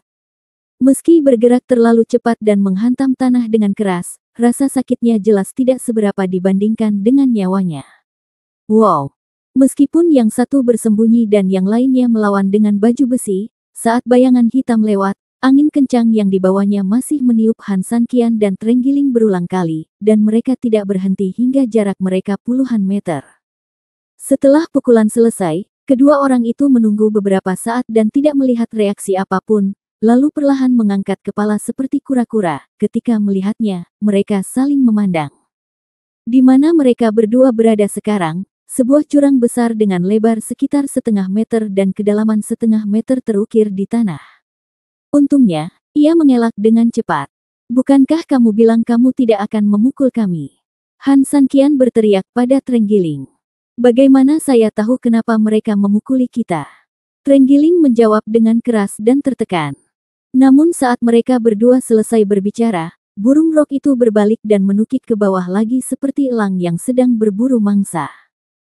Trenggiling tanpa sadar ingin menciutkan kepalanya untuk menghindarinya, namun begitu ia bergerak, ia terkejut saat mengetahui bahwa arah serangan Dapeng bukan ke arah dirinya sendiri, melainkan ke arah Han Sanqian. Sial, kamu tidak mencariku. Trenggiling menyentuh kepalanya, tidak tahu kenapa. Dan hampir di saat yang sama ketika Trenggiling dalam keadaan linglung, Dapeng di sana tiba-tiba menukik ke arah Han Sanqian. Biasanya, Han Sanqian akan gugup ketika dihadapkan dengan benda sebesar itu, tapi dia pasti tidak akan terlalu malu. Tapi sekarang dalam situasi Han Sanqian, yang ada hanyalah rasa malu. Bagaikan seekor ayam yang kehilangan perlindungan seekor ayam, menghadapi cakar Dapeng yang besar dan tajam. Sikat.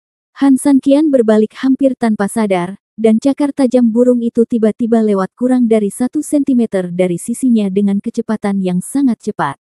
Hanya paku di bawah cakar tajamnya yang menyentuh tanah, dan tanah segera retak. Keluar dari dalam jurang, bahkan Trenggiling yang melihat dari samping pun ketakutan dengan apa yang dilihatnya. Lagi pula, jika Han Sanqian atau dirinya sendiri terkena cakar ini secara langsung, saya khawatir mereka akan langsung terpotong-potong. Apa yang kamu lakukan? Berdiri diam. Kemarilah dan bantu. Han Sanqian berguling di tempat dan berteriak mendesak kepada Trenggiling. Baru kemudian Trenggiling bereaksi dan menjerit. Saat hendak bergerak, tiba-tiba ia mendengar jeritan lagi, dan burung merak besar itu tiba-tiba menyerangnya. Sialan, Han Sanqian memiliki naga di tubuhnya. Dapeng ingin memakannya. Aku bukan manusia. Apa yang kamu lakukan padaku? Trenggiling itu mengutuk dan dengan cepat bergegas ke sisi Han Sanqian. Lalu, dia menarik setelahnya menangkap Han Sanqian, dia langsung melarikan diri. Jika Anda tidak bisa mengalahkannya, kenapa Anda tidak lari dari kantor pusat? Namun ketika Trenggiling membawa Han Sanqian ke tanah dan burung merak serta burung rok gagal dalam serangan gabungan mereka, terdengar teriakan panjang lagi, dan burung raksasa dengan 4 sayap dan 8 ekor tiba-tiba melebarkan sayapnya. Dengan kepakan sayapnya, angin kencang menerpa, menyebabkan pasir dan bebatuan beterbangan di tanah. Dalam sekejap, angin kencang tersebut menciptakan lubang besar di tanah, yang tersembunyi beberapa meter di bawah tanah. Trenggiling dan Han Sanqian, yang baru saja mengira mereka benar-benar aman, benar-benar terekspos. Kalian berdua lihat aku dan aku lihat kalian. Apa yang terjadi?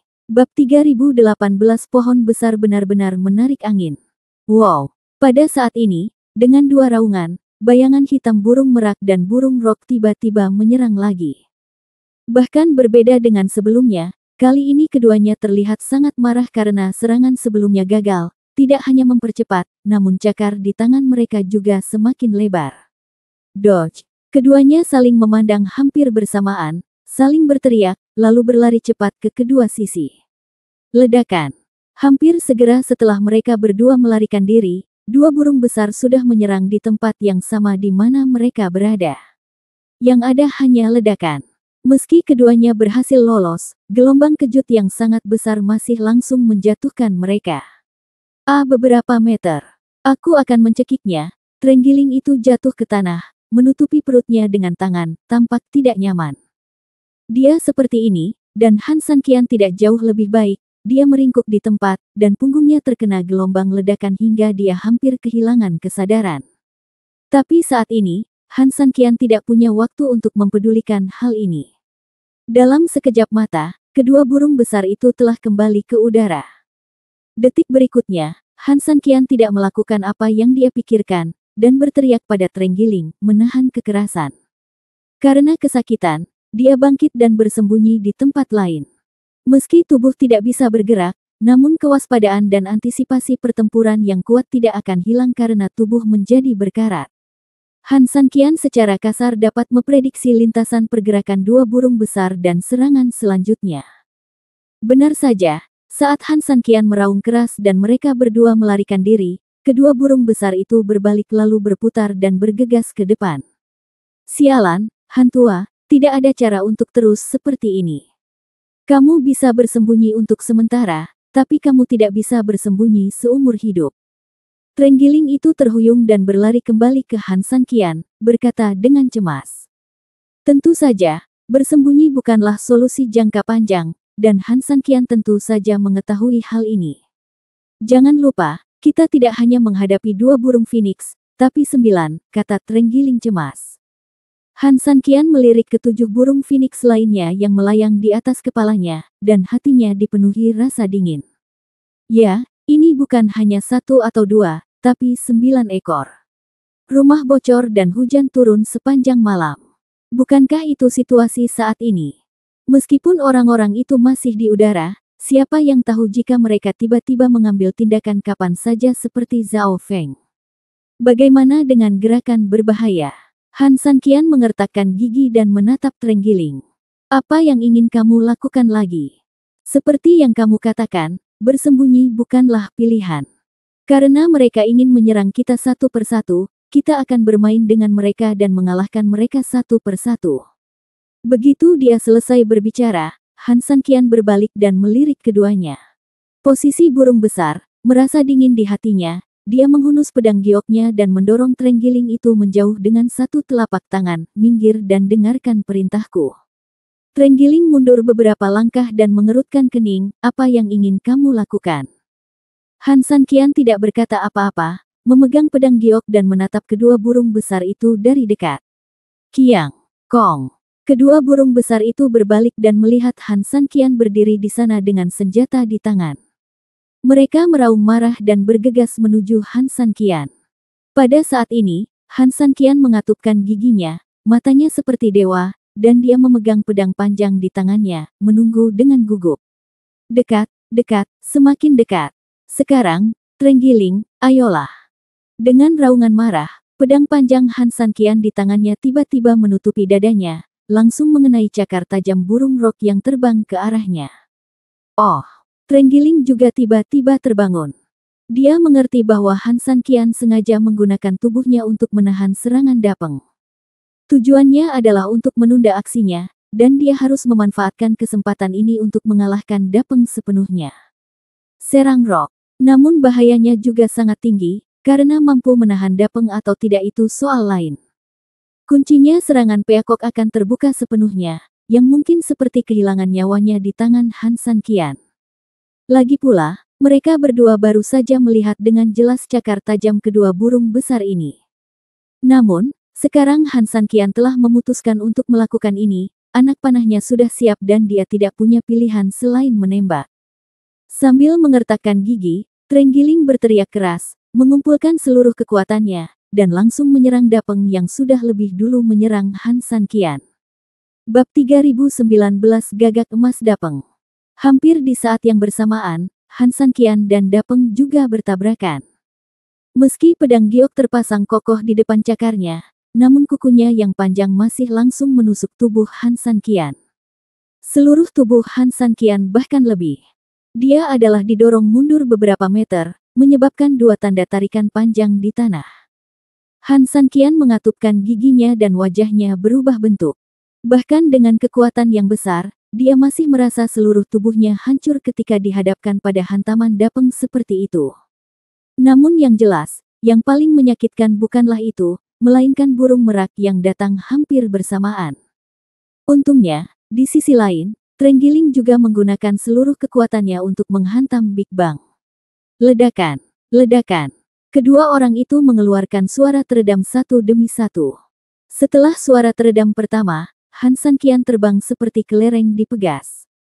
Setelah parabola muncul di udara, dia langsung menghantam tanah yang jaraknya puluhan meter. Di dinding gua, perlahan meluncur ke bawah. Dan hampir saat bunyi kedua dibunyikan, Trenggiling tiba-tiba menghantam Dapeng dengan pukulan yang tiba-tiba. Jika menabrak ular setinggi 7 senti, maka harus menyerang sayap burung tersebut. Tumbukan Trenggiling menghantam sayap kanan Dapeng. Meski secara alami kekuatannya tidak sekuat Han San Qian, jangan lupa punggung orang ini penuh duri. Seperti duri. Dan fokus Dapeng sepenuhnya tertuju pada Han San Qian, jadi tidak ada cara untuk mengambil tindakan pencegahan terhadapnya. Pukulan ini bisa dikatakan sempurna hingga ekstrim. Tubuh besar Dapeng bergerak sedikit. Pada saat yang sama, seluruh sayap kanan sedikit berubah bentuk akibat hantaman terenggiling. Pada saat yang sama, banyak duri di terenggiling. Punggungnya langsung dimasukkan ke dalam sayapnya, tiba-tiba darah mengalir sedikit, dan Dapeng menjerit kesakitan. Aku memukulnya, terenggiling memandang ke kejauhan dengan penuh semangat. Di dinding di kejauhan, Han San Qian telah tergelincir dari dinding ke tanah.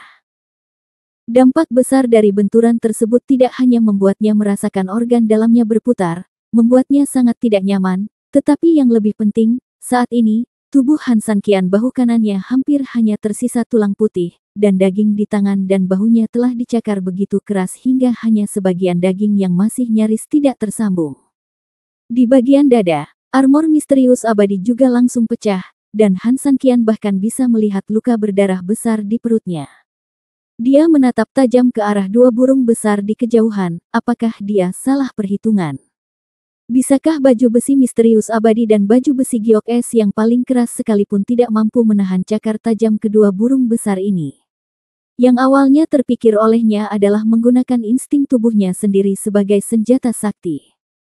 Bahkan jika ia kurang beruntung, ia harusnya mampu menunda serangan kedua burung besar tersebut, sehingga menciptakan peluang bagi terenggiling untuk melakukan serangan balik. Tapi sekarang, hasilnya sepertinya tidak terlalu bagus. Satu-satunya hal yang menggembirakan adalah meskipun saya tidak begitu baik di sini, setidaknya terenggiling sepenuhnya masuk dalam perhitungan saya. Namun kelegaan ini tidak berlangsung lama. Hampir bersamaan dengan raungan terenggiling, tiba-tiba Dapeng bersinar dengan cahaya keemasan. Terenggiling yang tertanam kuat di sayap Dapeng langsung terkena gelombang cahaya keemasan dan terbang beberapa meter jauhnya, sedangkan terenggiling sayap juga di bawah cahaya keemasan. Dengan dengungan, itu sepenuhnya pulih seperti baru dalam sekejap. Apa? Terenggiling itu menghantam tanah dengan keras dan memandang Dapeng yang masih utuh, tercengang. Engah. Terenggiling tiba-tiba mengeluarkan seteguk darah, entah karena marah atau karena terjatuh ke tanah. Kong, kiang. Kedua burung besar itu bernyanyi dengan keras satu sama lain, dan detik berikutnya, mereka mengepakkan sayap besarnya dan terbang langsung menuju Han San Qian. Saat ini, Han San Qian masih bersandar di dinding. Dia sangat terkejut saat melihat cahaya keemasan dari burung besar itu melintas. Namun ketika dia melihat dua burung besar itu menyerang ke arahnya lagi, Han San Qian tahu bahwa dia bukan lagi di sana. Saatnya kaget lagi. Sambil mengertakkan giginya, Han San Qian memegang pedang giok dengan sisa tangan kirinya, lalu menopang tubuhnya, berdiri perlahan, dan memandangi dua burung besar yang sudah melayang tidak jauh di depannya.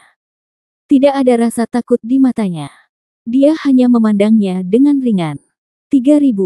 Terenggiling melihat situasi di sana dari kejauhan, dan sangat gugup untuk sesaat. Namun, cedera yang dideritanya karena tertiup angin membuatnya sulit untuk pergi ke support sama sekali. Dapeng, merak. Han San Qian tiba-tiba tersenyum, menatap mereka dengan dingin, dan perlahan mengangkat pedang giok di tangannya. Bab 3020, Tubuh Jinpeng. Mata terenggiling membelalak, apa yang dilakukan Han San Qian ini? Bukan saja dia tidak cepat memikirkan cara untuk melindungi dirinya sendiri, tapi dia langsung memprovokasi kedua burung besar itu. Apa dia gila? Dentang. Kedua burung besar itu sepertinya merasakan provokasi Han San Qian dan mau tidak mau bernyanyi serempak untuk melampiaskan ketidakpuasan dan kemarahan batin mereka. Wajah Han San Qian sedikit dingin, dan dia terus tersenyum. Tidak ada kegembiraan dalam hidup, dan tidak ada ketakutan dalam kematian.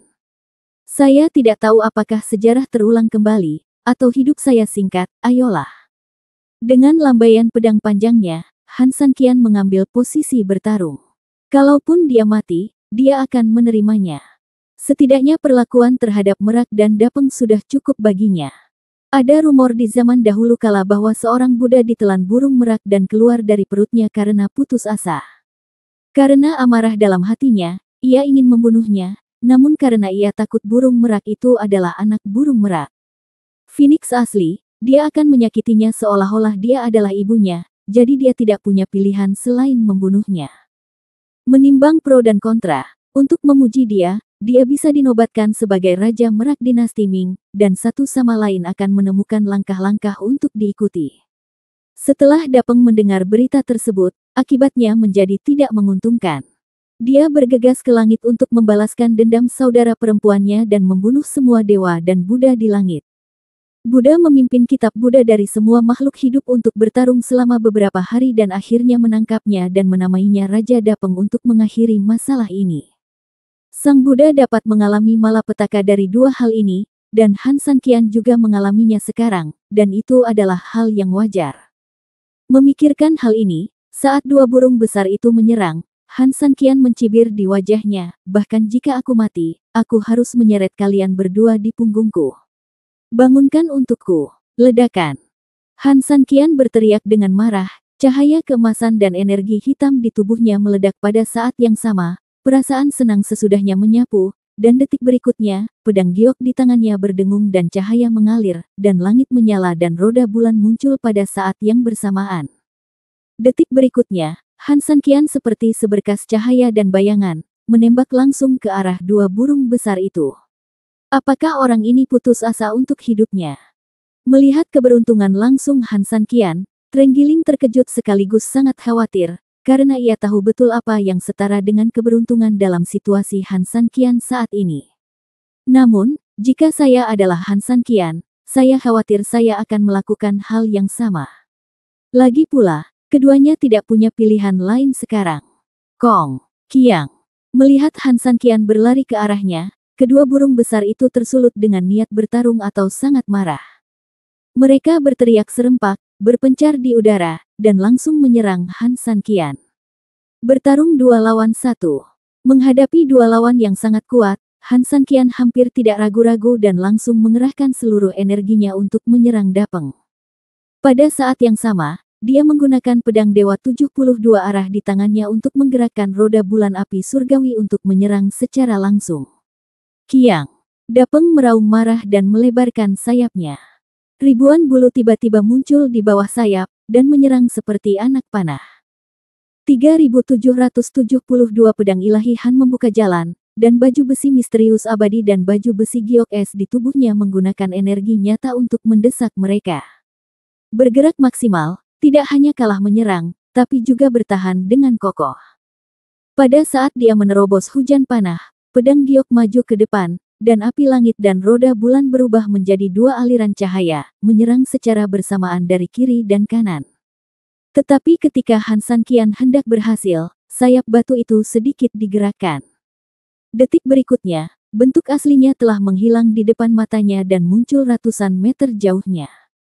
Kecepatan yang luar biasa. Namun, jika kamu cepat, aku juga tidak akan lambat.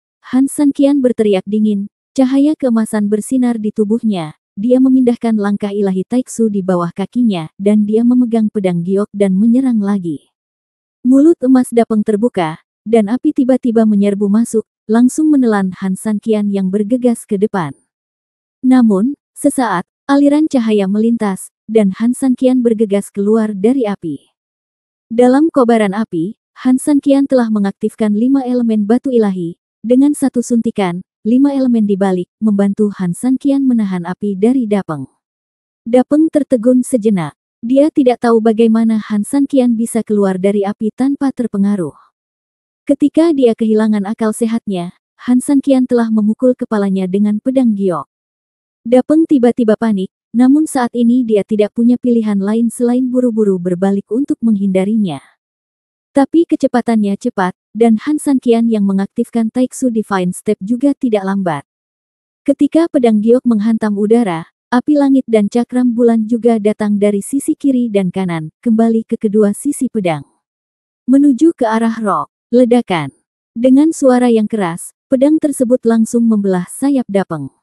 Sementara pedang tersebut meninggalkan bekas yang panjang, roda bulan api langit juga meninggalkan luka bakar yang parah di atas bekas yang panjang tersebut, langsung merenggangkan bekas luka yang semula selebar beberapa sentimeter. Lebarnya 2 kali lebih lebar. Sayapnya terluka, dan tubuh Dapeng yang besar itu tiba-tiba kehilangan keseimbangan, miring dan miring ke satu sisi. Saat Dapeng sedang fokus penuh untuk mengatur tubuhnya, Han Sanqian tiba-tiba melompat dan mengangkat pedangnya ke kepalanya. Angkat tangan, turunkan pedang.